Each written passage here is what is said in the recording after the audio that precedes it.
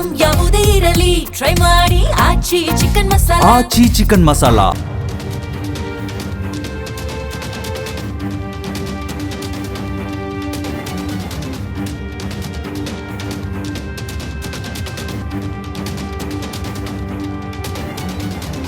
ನಮಸ್ಕಾರ, ಮೆಗಾ ಸುದ್ದಿ ವಿಶೇಷ ಕಾರ್ಯಕ್ರಮಕ್ಕೆ ಸ್ವಾಗತ.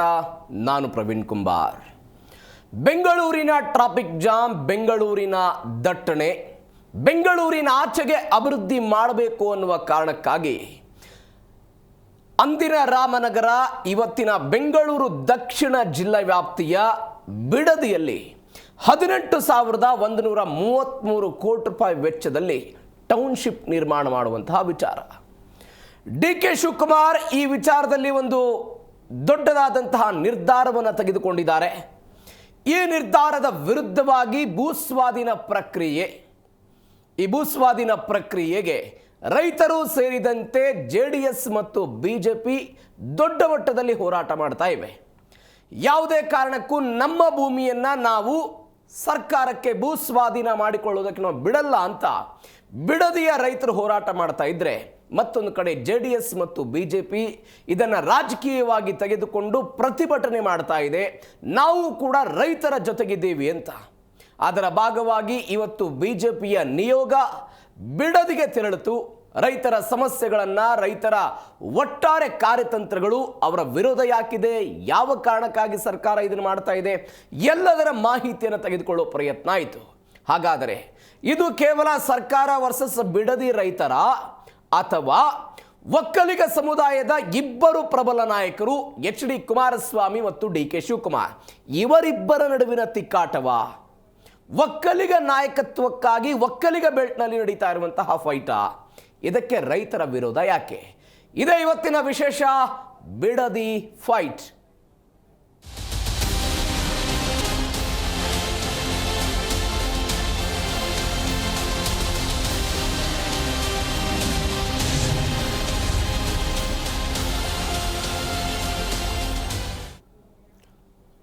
ಬಿಡದಿ ಟೌನ್ಶಿಪ್ ವಿಚಾರದಲ್ಲಿ ಇದೀಗ ರಾಜಕೀಯ ಕೆಸರೆರಸಾಟ ಶುರುವಾಗಿದೆ. ಒಂದು ಕಡೆ DK ಶಿವಕುಮಾರ್ ಹಠ ಹಿಡಿದಿದ್ದಾರೆ, ಮತ್ತೊಂದು ಕಡೆ ಕುಮಾರಸ್ವಾಮಿ ಇವರ ವಿರುದ್ಧ ಕಿಡಿಕಾರ್ತಾ ಇದ್ದಾರೆ. ಕುಮಾರಸ್ವಾಮಿ ಕಿಡಿಕಾರ್ತಾ ಇರೋದು, ಹಾಗಾದರೆ ಕಾರಣ ಏನಿದಕ್ಕೆ? ಯಾವ ಕಾರಣಕ್ಕಾಗಿ ಇಂಥದ್ದೊಂದು ಕಿಡಿಕಾರಲಾಗ್ತಾ ಇದೆ? ಇದಕ್ಕೆ ವಿರೋಧ ಏನು? DK ಶಿವಕುಮಾರ್ ಅವರ ಸಮರ್ಥನೆ ಏನು?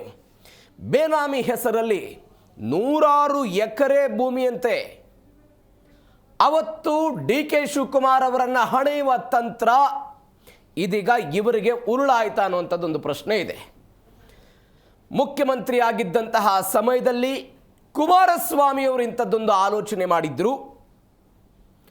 ಗ್ರೇಟರ್ ಬೆಂಗಳೂರು ಇಂಟಿಗ್ರೇಟೆಡ್ ಟೌನ್ಶಿಪ್ ಅಂತ. ಅಂದರೆ ಹಿಂದೆ BJP ಮತ್ತು JDS ಮೈತ್ರಿ ಸರ್ಕಾರ ಇದ್ದಂತಹ ಸಮಯದಲ್ಲಿ ಇದನ್ನು HD ಕುಮಾರಸ್ವಾಮಿ ಅವರು ಆಲೋಚನೆ ಮಾಡಿದ್ರು. ಅದರ ಭಾಗವಾಗಿ ಅವತ್ತು ಒಂದು ಟೌನ್ಶಿಪ್ ಅನ್ನು ನಿರ್ಮಾಣ ಮಾಡಬೇಕು ಅಂತ ಕುಮಾರಸ್ವಾಮಿ ಅವರ ಆಲೋಚನೆ, ಅದಕ್ಕಾಗಿ ಪ್ರಯತ್ನಗಳು ಕೂಡ ನಡೆದಿತ್ತು. ರೈತರು ವ್ಯಾಪಕವಾಗಿ ವಿರೋಧ ವ್ಯಕ್ತಪಡಿಸಿದ ನಂತರ ಎಲ್ಲದಕ್ಕೂ ಕೂಡ ಕೊಡಲಾಯಿತು. ಇದೀಗ DK ಶಿವಕುಮಾರ್ ಹೇಳ್ತಿದ್ದಾರೆ, ಅವತ್ತು ಕುಮಾರಸ್ವಾಮಿ ಅವರು ಪ್ರಯತ್ನವನ್ನು ಮಾಡಿದ್ರು. ಕುಮಾರಸ್ವಾಮಿ ಅವರ ಮಾರ್ಗದರ್ಶನದಲ್ಲಿ, ಕುಮಾರಸ್ವಾಮಿ ಅವರ ಅಣತಿಯಂತೆಯೇ ನಾವು ಅದನ್ನು ಇವತ್ತು ಮುಂದುವರಿಸ್ಕೊಂಡು ಹೋಗ್ತಾ ಇದ್ದೀವಿ. ನಮ್ಮದೇನು ಚೇಂಜಸ್ ಇಲ್ಲ ಅಂತ ಸರ್ಕಾರ ಹೇಳ್ತಾ ಇದೆ. ಉದ್ಯೋಗ ಸೃಷ್ಟಿಯಾಗುತ್ತೆ, 18,133 ಕೋಟಿ ರೂಪಾಯಿ ಇನ್ವೆಸ್ಟ್ಮೆಂಟ್ ಆಗುತ್ತೆ, ಮೂಲ ಸೌಕರ್ಯಗಳು ಬರುತ್ತೆ. ಬಿಡದಿ ಸೇರಿದಂತೆ ಬಿಡದಿ ಸುತ್ತಮುತ್ತಲಿನ ಗ್ರಾಮಗಳಿಗೂ ಕೂಡ ಉದ್ಯೋಗ ಅವಕಾಶಗಳು ಸೃಷ್ಟಿಯಾಗುತ್ತೆ ಅಂತ ಸರ್ಕಾರದ ಸಮರ್ಥನೆ ಇದೆ. ಹೆಚ್ಚು ಕಡಿಮೆ 1 ಲಕ್ಷ ಉದ್ಯೋಗಗಳು ಸೃಷ್ಟಿಯಾಗುತ್ತೆ ಅಂತ ಲೆಕ್ಕಾಚಾರಗಳನ್ನು ಕೊಡ್ತಾ ಇದ್ದಾರೆ. ಬೆಂಗಳೂರನ್ನು ಕೇಂದ್ರೀಕರಿಸಿ ಅಭಿವೃದ್ಧಿ ಏನಾಗ್ತಾ ಇದೆ, ಬೆಂಗಳೂರಿನ ಆಚೆಗೆ ಅಭಿವೃದ್ಧಿಯನ್ನು ತೆಗೆದುಕೊಂಡು ಹೋಗಬೇಕು ಅನ್ನುವಂತಹ ಪ್ರಯತ್ನ ದೊಡ್ಡ ಮಟ್ಟದಲ್ಲಿ ಅದು ರಾಜಕೀಯ ವಲಯದಲ್ಲಿ ಚರ್ಚೆ ಆಗಿತ್ತು. ಇವತ್ತು BJPಯ ನಿಯೋಗ ಅಲ್ಲಿ ಭೇಟಿಯನ್ನು ಕೊಟ್ಟಿದೆ. ಅವರಿಗೆ ಪೋಸ್ಟರ್ ಮುಖಾಂತರ ಈ ರೀತಿಯಾಗಿ, ಅನಿತಕ್ಕ, ನಾನು ವಿನಯ್ ಗೌಡ, ನಿಮ್ಮ ಬೇನಾಮಿ ಭೂಮಿ ಕೂಡ ಇದೆ, ನಾವುಗಳು ಈ ಬಿಡದಿ ವ್ಯಾಪ್ತಿಯಲ್ಲಿ ಬದುಕೋದಕ್ಕೆ 100 ಎಕರೆ ಭೂಮಿ ಮಾತ್ರ ಇದೆ ಅಂತ ನಿಖಿಲ್ ಕುಮಾರಸ್ವಾಮಿ ಅವ್ರ ಪೋಸ್ಟರ್ ಎಲ್ಲ ಇದೆ. ಅಶ್ವಥ್ ನಾರಾಯಣ್ ಇದ್ದಾರೆ, ಆರ್ ಅಶೋಕ್ ಇದ್ದಾರೆ, ವಿಜೇಂದ್ರ ಇದ್ದಾರೆ, ಚಲವಾದಿ ನಾರಾಯಣ ಸ್ವಾಮಿ ಇದ್ದಾರೆ. ಬಿಜೆಪಿಯ ನಿಯೋಗ ಭೇಟಿ ಕೊಡ್ತಿ ಇವತ್ತು ರೈತರ ಜೊತೆಗೆ ಮಾತುಕತೆ ನಡೆಸೋ ಪ್ರಯತ್ನವನ್ನು ಮಾಡಿದ್ರು. ಕುಮಾರಸ್ವಾಮಿ ಅವರು ಕೂಡ ಹೋಗಿದ್ರು, ಮೊನ್ನೆ ನಿಖಿಲ್ ಕುಮಾರಸ್ವಾಮಿ ಹೋಗಿದ್ರು. ಯಾವುದೇ ಕಾರಣಕ್ಕೂ ರೈತರಿಗೆ ಅನ್ಯಾಯ ಆಗೋದಕ್ಕೆ ನಾವು ಬಿಡೋದಿಲ್ಲ ಅಂತ ಬಿಜೆಪಿ ಮತ್ತು JDSನ ನಿಲುವಿದೆ. ಆದರೆ ನಾವು ಭೂಸ್ವಾಧೀನ ಮಾಡ್ಕೊಳ್ತೀವಿ, ಭೂಸ್ವಾಧೀನಕ್ಕೆ ತಕ್ಕಂತೆ ಪರಿಹಾರದ ರೂಪದಲ್ಲಿ ಹಣವನ್ನು ಕೊಡ್ತೀವಿ ಅಂತ. ಆದರೆ ಕೆಲವೊಂದಿಷ್ಟು ಜನ ರೈತರು ಸರ್ಕಾರ ನಿಗದಿಪಡಿಸಿರುವಂತಹ ದರ ಏನಿದೆ ಆ ದರ ಮಾರುಕಟ್ಟೆ ದರಕ್ಕಿಂತಲೂ ಕೂಡ ಅತ್ಯಂತ ಕಡಿಮೆ ಇದೆ ಅಂತ ಹೇಳ್ತಾ ಇದ್ದಾರೆ. ಬಿಡದಿ ಕೈಗಾರಿಕಾ ಪ್ರದೇಶಕ್ಕೆ ಹತ್ತಿರುವಂತಹ ಪ್ರದೇಶ, ಮೈಸೂರು ಮತ್ತು ಬೆಂಗಳೂರು ಎಕ್ಸ್ಪ್ರೆಸ್ ಹೈವೇ ಕೂಡ ಟಚ್ ಆಗುತ್ತೆ ಬಿಡದಿ. ಈ ಕಾರಣಕ್ಕಾಗಿ ಭೂಮಿಯ ಮೌಲ್ಯ ಜಾಸ್ತಿಯಾಗಿದೆ. ಆದರೆ ಸರ್ಕಾರ ಮಾತ್ರ ಕಡಿಮೆ ಬೆಲೆಗೆ ಭೂಸ್ವಾಧೀನ ಮಾಡಿಕೊಳ್ತಿದ್ದಾರೆ ಅಂತ ರೈತರೆಲ್ಲ ವಿರೋಧ. ಅಂದರೆ ಇದರರ್ಥ ಈ ಹಿಂದೆ ಕುಮಾರಸ್ವಾಮಿ ಅವರು ಏನು ಆಲೋಚನೆ ಮಾಡಿದ್ರು, ರಾಜ್ಯದ ವಿವಿಧ ಕಡೆಗಳಲ್ಲಿ ಅವರು ಟೌನ್ಶಿಪ್ ಮಾಡಬೇಕು ಅಂತೆಲ್ಲ ಪ್ರಯತ್ನವನ್ನು ಪಟ್ಟಿದ್ರು. ಆ ಟೌನ್ಶಿಪ್ನ ಭಾಗವಾಗಿ ಬಿಡದಿಯಲ್ಲೂ ಕೂಡ ಒಂದು ಟೌನ್ಶಿಪ್ ಇತ್ತು. 2006ರಲ್ಲಿ ಬಿಜೆಪಿ JDS ಸಮ್ಮಿಶ್ರ ಸರ್ಕಾರ ಬಿಡದಿ ಸೇರಿದಂತೆ 5 ನಗರಗಳನ್ನು 5 ಟೌನ್ಶಿಪ್ಗಳ ಯೋಜನೆಗೆ ಅವತ್ತು ಕುಮಾರಸ್ವಾಮಿ ಆಲೋಚನೆ ಮಾಡಿದ್ರು. ಅದನ್ನು ಕೈಬಿಟ್ಟಿದ್ರು. ಇದೀಗ ರಾಜಕೀಯ ಸಮರ. ಮತ್ತೊಂದು ಕಡೆ DK ಶಿವಕುಮಾರ್ ವಿರುದ್ಧ ಕೇಂದ್ರ ಸಚಿವ HD ಕುಮಾರಸ್ವಾಮಿ ಕಿಡಿಕಾರಿದ್ದಾರೆ. ಬ್ಲೂ ಫಿಲ್ಮ್ ವಿಚಾರವನ್ನ ಮತ್ತೆ ಮುನ್ನೆಲೆಗೆ ತರೋ ಪ್ರಯತ್ನವನ್ನು ಮಾಡಿದ್ದಾರೆ. ಏನು ಹೇಳಿದ್ರು ಕುಮಾರಸ್ವಾಮಿ ಒಂದ್ಸರಿ ಕೇಳಿಸ್ಕೊಳ್ಳೋಣ.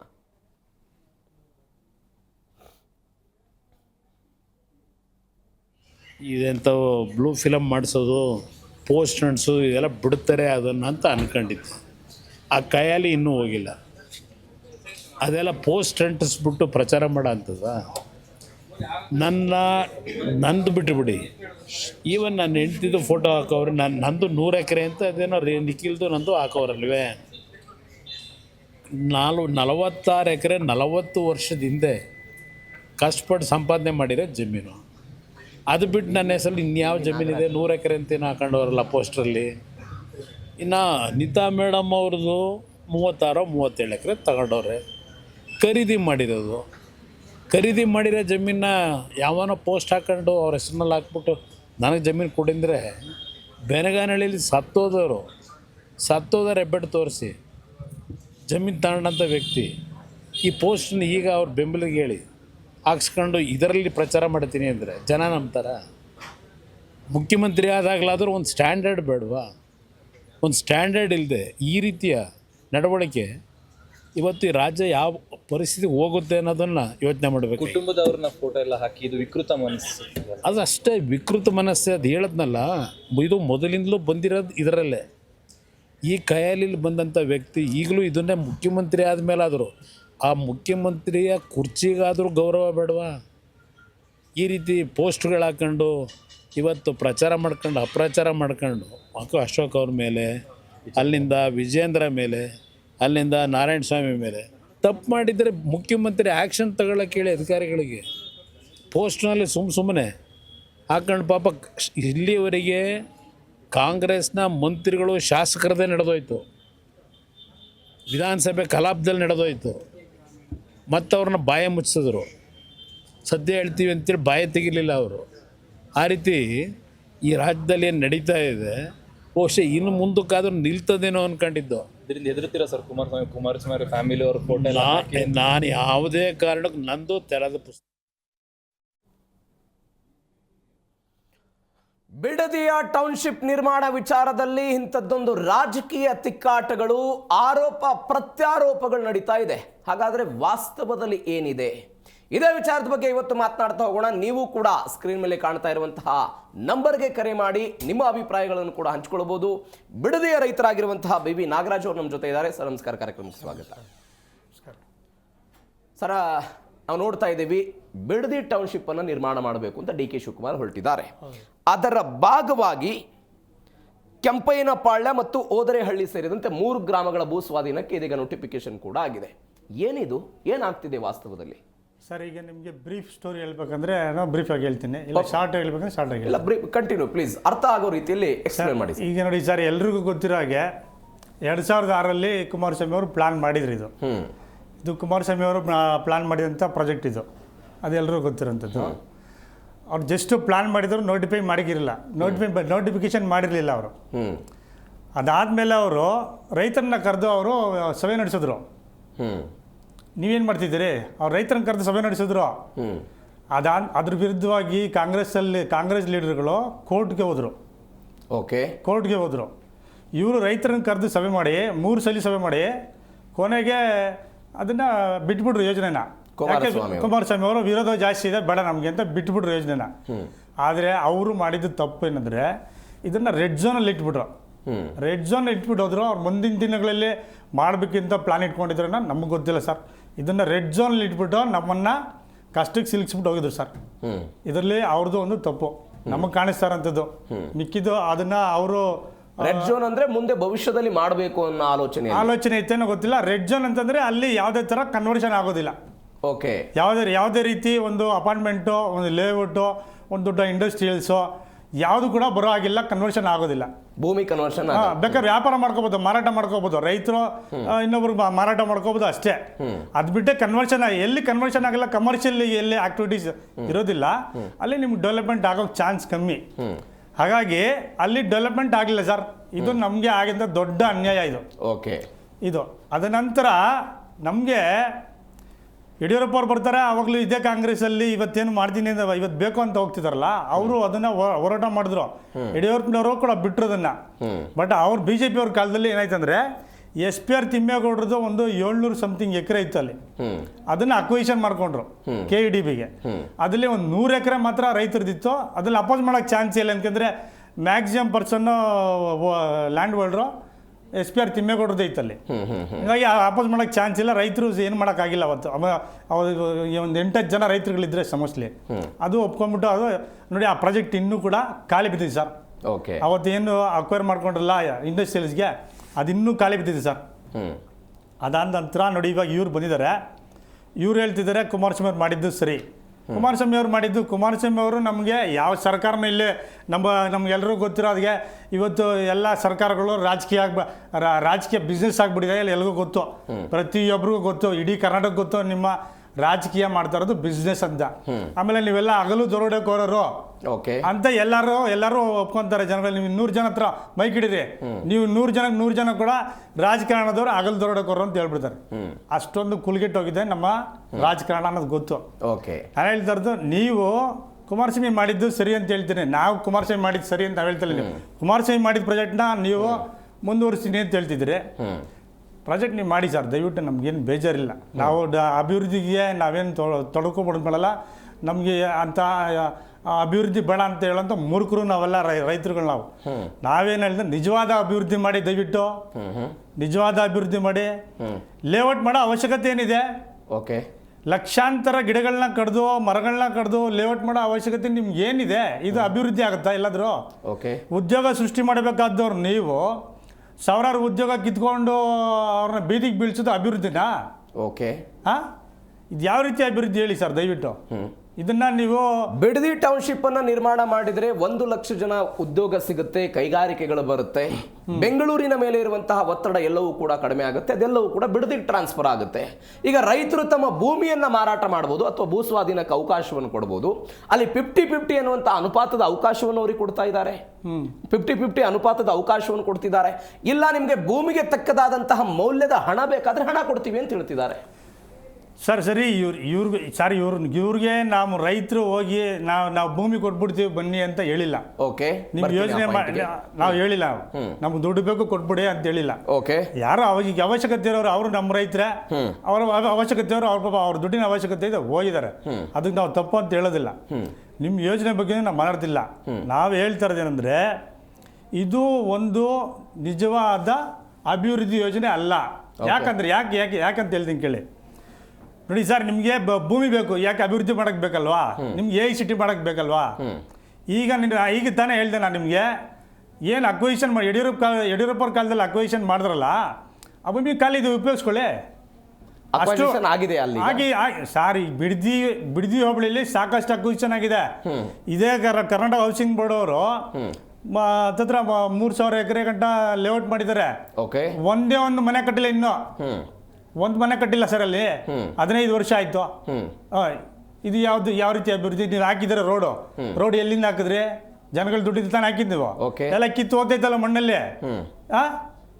ಎಲ್ಲಿ ಸರ್ ಬಂಡವಾಳ? ಇವ್ರ ಅಭಿವೃದ್ಧಿ ಅಂದ್ರೆ ಏನು ಗೊತ್ತಾ ಸರ್, ಬಂಡವಾಳಶಾಹಿಗಳು ಬಂದು ಬಂಡವಾಳ ಹಾಕೊಂತಾರೆ, ಅದು ರಿಯಲ್ ಎಸ್ಟೇಟ್ ಬೆಳೀತೆ ಅಷ್ಟೇ. ಇದು ಅಭಿವೃದ್ಧಿ ಅಂತ ಹಿಂಗೆ ಹೇಳ್ತೀರಾ ನೀವು? ಯಾರು ತಾನೇ ಇದನ್ನ ಅಭಿವೃದ್ಧಿ ಅಂತ ಹೇಳ್ತಾರೆ ಹೇಳಿ ದಯವಿಟ್ಟು. ಓಕೆ, ಸೂರ್ಯ ಸಿಟಿ ಖಾಲಿ ಬಿದ್ದಿದೆ. ಇಲ್ಲಿ ಬೆಂಗಳೂರಲ್ಲಿ ಮಾಡಿದಿರ್ತಕ್ಕಂಥ ಶಿವರಾಮ್ ಕಾರಂತ್ ಲೇಔಟ್ ಆಗಲಿ, ಕೆಂಪೇಗೌಡ ಲೇಔಟ್ ಆಗಲಿ, ಅರ್ಕಾವತಿ ಲೇಔಟ್ ಆಗಲಿ, ಬನಶಂಕರಿ ಬಿಡಿಯಲ್ಲಿ ಎಷ್ಟು ಲಕ್ಷ ಸೈಟ್ ಖಾಲಿ ಬಿದ್ದಿದೆ ಸರ್. ಓಕೆ, ಮಾಡಿ ಅಭಿವೃದ್ಧಿನಲ್ಲಿ ಅಲ್ಲಿ ಫಸ್ಟು ಅಲ್ಲಿ ಏನು ಸೈಟ್ಗಳು ತೊಗೊಂಡಿದಾರಲ್ಲ ಬಂಡವಾಳಶಾಹಿಗಳು, ಅವ್ರನ್ನ ಬಂದು ಮನೆ ಕಟ್ಟಕ್ಕೆ ಹೇಳಿ ಫಸ್ಟು. ಓಕೆ, ನೀವು ಕೆಲವೊಂದಿಷ್ಟು ಜನ ರೈತರು ಹೋಗಿ ಭೇಟಿಯಾಗಿದ್ರು, ಅವರವರ ದುಡ್ಡಿನ ಅವಶ್ಯಕತೆ ಇದೆ ಅಂತ ಹೇಳ್ತಾ ಇದ್ದೀರಿ. DK ಶಿವಕುಮಾರ್ ಈ ವಿಚಾರದಲ್ಲಿ ಮುಂದುವರೆದಿದ್ದು ಯಾವಾಗ? ಬಿಡದಿಯ ಕೆಲ ರೈತರು ಬಂದು DK ಶಿವಕುಮಾರ್ ಅವ್ರನ್ನ ಕನ್ವಿನ್ಸ್ ಮಾಡಿದಾಗ, ನಾವು ಭೂಮಿ ಕೊಡ್ತೀವಿ, ಭೂಮಿಯನ್ನು ತೆಗೆದುಕೊಳ್ಳಿ ಅಂತ ಹೇಳಿದಾಗ ಇದಕ್ಕೆ ಹೋಗಿದ್ದಾರೆ ಅಂತ. ಅದಕ್ಕೆ ಇನ್ನೊಂದು ಪರ ವಿರೋಧವಾದ ಇದೆ. ಯಾವ್ಯಾವ ಭೂಮಿಯಲ್ಲಿ ಅವರವರ ಬೋರ್ವೆಲ್ಗಳ ಬತ್ತಿ ಹೋಗಿದೆಯೋ ಅಲ್ಲಿ ಇನ್ನು ಮುಂದೆ ಕೃಷಿ ಮಾಡೋದಕ್ಕೆ ಸಾಧ್ಯವೇ ಇಲ್ಲ ಎನ್ನುವಂತಹ ಭೂಮಿ ಏನಿದೆಯೋ ಅಂಥ ಭೂಮಿಯನ್ನು ಕೊಡೋದಕ್ಕೆ ಕೆಲವೊಂದಿಷ್ಟು ಜನ ರೈತರು ಒಪ್ಪಿದ್ದಾರೆ. ಇದಕ್ಕೆ ಕೆಲವೊಂದಿಷ್ಟು ಜನರ ರೈತರ ವಿರೋಧ ಇದೆ ಅಂತ. ನಿಜಾನ ಇದು? ಸರ್ ಹೇಳ್ತೀನಿ ಕೇಳಿ ಸರ್, ಕುಮಾರಸ್ವಾಮಿ ಅವ್ರು ಮಾಡಿದಾಗ ಓಕೆ 2006ರಲ್ಲಿ ಅಲ್ಲಿ ಬೋರ್ವೆಲ್ಗಳು ಹಾಕಿದ್ರೆ ನೀರು ಬರ್ತಿರ್ಲಿಲ್ಲ. 2006ರಲ್ಲಿ ನಮ್ಮ ತಂದೆಯವರು ಕೂಡ 5 ಬೋರ್ ಹಾಕ್ಸಿದ್ದಾರೆ, ನೀರು ಬರಲಿಲ್ಲ. ನಾವು ಬಿಟ್ಬಿಟ್ಟು ಅವಾಗಿದ್ದ ಪರಿಸ್ಥಿತಿ ಬೇರೆ 2006ರಲ್ಲಿ. ಅದಾದ್ಮೇಲೆ ನೋಡಿ ಸರ್, ಇಲ್ಲಿ ಈಗ ಅಂತರ್ಜಲ ಬಹಳ ಚೆನ್ನಾಗಿದೆ. ಈಗ ನೋಡಿ 150 ಅಡಿ ನೀರು ಬರುತ್ತೆ. ಓಕೆ, 150 ಅಡಿ ನೀರು ಸಿಗತ್ತೆ ಸರ್.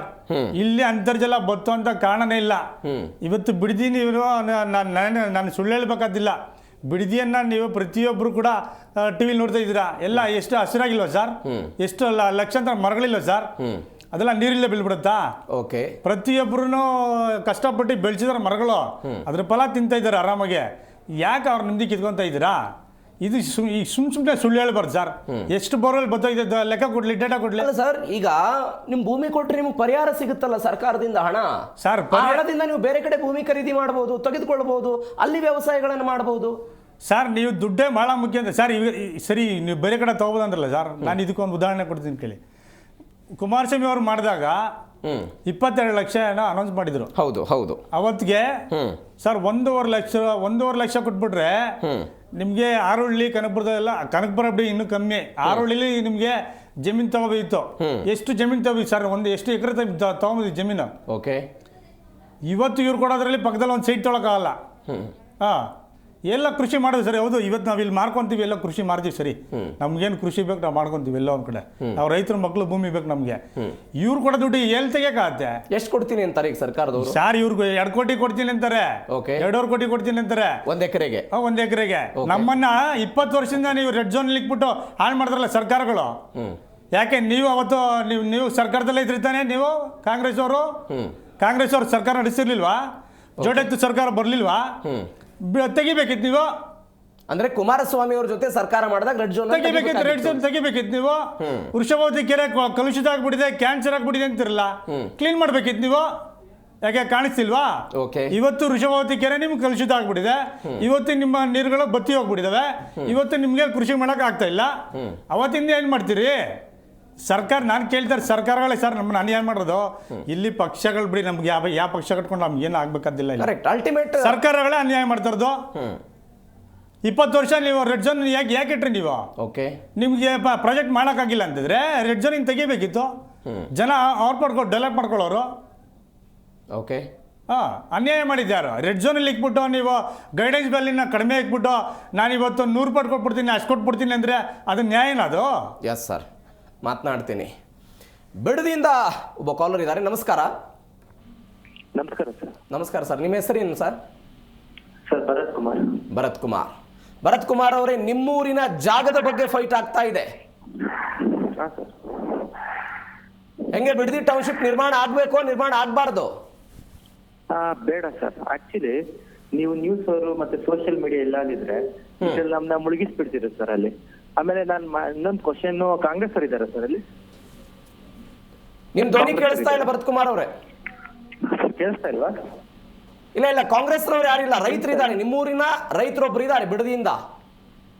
ಓಕೆ ಸರ್, ನಾನು ಡೈರೆಕ್ಟ್ ಆಗಿ ಕಾಂಗ್ರೆಸ್ ಅವ್ರನ್ನ ಕೇಳ್ತಾ ಇರೋದು 80% ಅಂತ ಹೇಳ್ತಿರಲ್ವಾ? ಸೊ 80% ಯಾರು? ಅವ್ರಿಗೇನು ಹೆಸರಿಲ್ವಾ? ಅವ್ರ ಅಪ್ಪ ಅಮ್ಮ ಏನೋ ಅವ್ರಿಗೆ ಹೆಸರು ಇಟ್ಟಿಲ್ವಾ? ಹೆಸರು ರಿಲೀಸ್ ಮಾಡ್ರಿ, ಇದು ನನ್ನ ಕ್ವಶನ್. ಇನ್ನೊಂದು, ಸೊ AI ಟೌನ್ಶಿಪ್ ಅಂತ ಹೇಳ್ತಿದಾರಲ್ವಾ ಸರ್?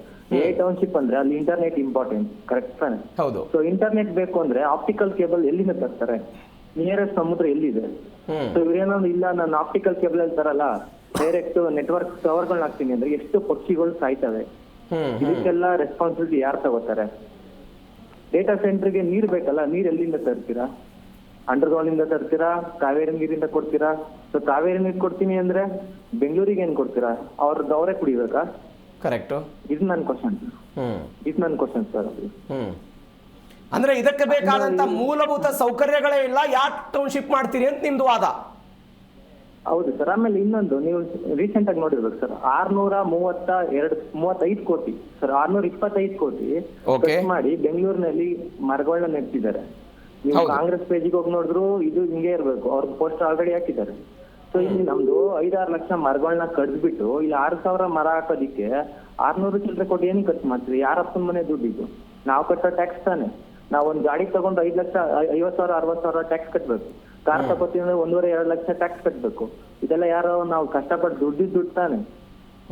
ಇಷ್ಟೊಂದಿದ್ರು ಸರ್. ನಾನು ಹೇಳ್ತಿರೋದು ಸಿಂಪಲ್ ಆಗಿ, ಯಾವ್ದೇ ರಾಜಕಾರಣಿ ಆಗ್ರಿ, ನಾನು ಹೇಳ್ತಿರೋದು ಸಿಂಪಲ್ ಆಗಿ, ನಿಮ್ದು ಜಮೀನ್ ಇದೆ ಅಲ್ವಾ, ಒಂದು ಬಡವರಿಗೆ ಎಷ್ಟು ಜನಕ್ಕೆ ನೀವು ಜಮೀನ್ ಬಿಟ್ಕೊಟ್ಟಿದ್ದೀರಾ? ಲೇಔಟ್ ಮಾಡ್ರಿ, ನಿಮ್ದು ಒಂದು 10 ಎಕರೆಗೆ ಲೇಔಟ್ ಮಾಡಿ ಹಂಚಿ ಎಲ್ಲರಿಗೂ. ಇದು ನಾನು ಕ್ವಶನ್ ಸರ್, ಎಲ್ಲ ರಾಜಕಾರಣಿ. ಓಕೆ. ಒಂದು ಕಡೆ ಪರಿಸರದ ಹಾನಿ ಆಗುತ್ತೆ, ಮತ್ತೊಂದು ಕಡೆ ಬೇಕಾದಂತ ಮೂಲ ಸೌಕರ್ಯಗಳಿಲ್ಲ, ಅದನ್ನ ತೆಗೆದುಕೊಂಡು ಬಂದು ಇಲ್ಲಿ ಹೆಂಗ್ ಮಾಡ್ತೀರಿ ಅನ್ನೋದು ನಿಮ್ ಬೇಸಿಕ್ ಪ್ರಶ್ನೆ. Thank you so much Bharath Kumar ಅವರೇ, thank you so much. Sir, ನಾವು ಗಂಭೀರವಾಗಿ ಚರ್ಚೆ ಮಾಡ್ತಾ ಇದ್ವಿ. ರೈತರು ಆರೋಪ ಮಾಡ್ತಾ ಇದ್ದಾರೆ ಫಲವತ್ತಾದ ಭೂಮಿಯ ನಾಶ ಆಗ್ಬಿಡುತ್ತೆ. ಹೌದು ಸರ್, ಅಲ್ಲಿನ ಭೂಮಿಗಳು ಫಲವತ್ತಾಗಿದೆ ಸರ್. ನಾನೇನು ಸರ್, ವೈಜ್ಞಾನಿಕವಾಗಿ ನೋಡಿ ಸರ್, ನಮಗೆ ಒಬ್ಬರು ಸೈಂಟಿಸ್ಟ್ ಕೂಡ ಬಂದು ಚೆಕ್ ಮಾಡಿದ್ದಾರೆ ಸರ್. 6 ಲೇಯರ್ಡು ಅಲ್ಲಿ ಅಷ್ಟು ಫಲವತ್ತಾಗಿದೆ ಭೂಮಿ.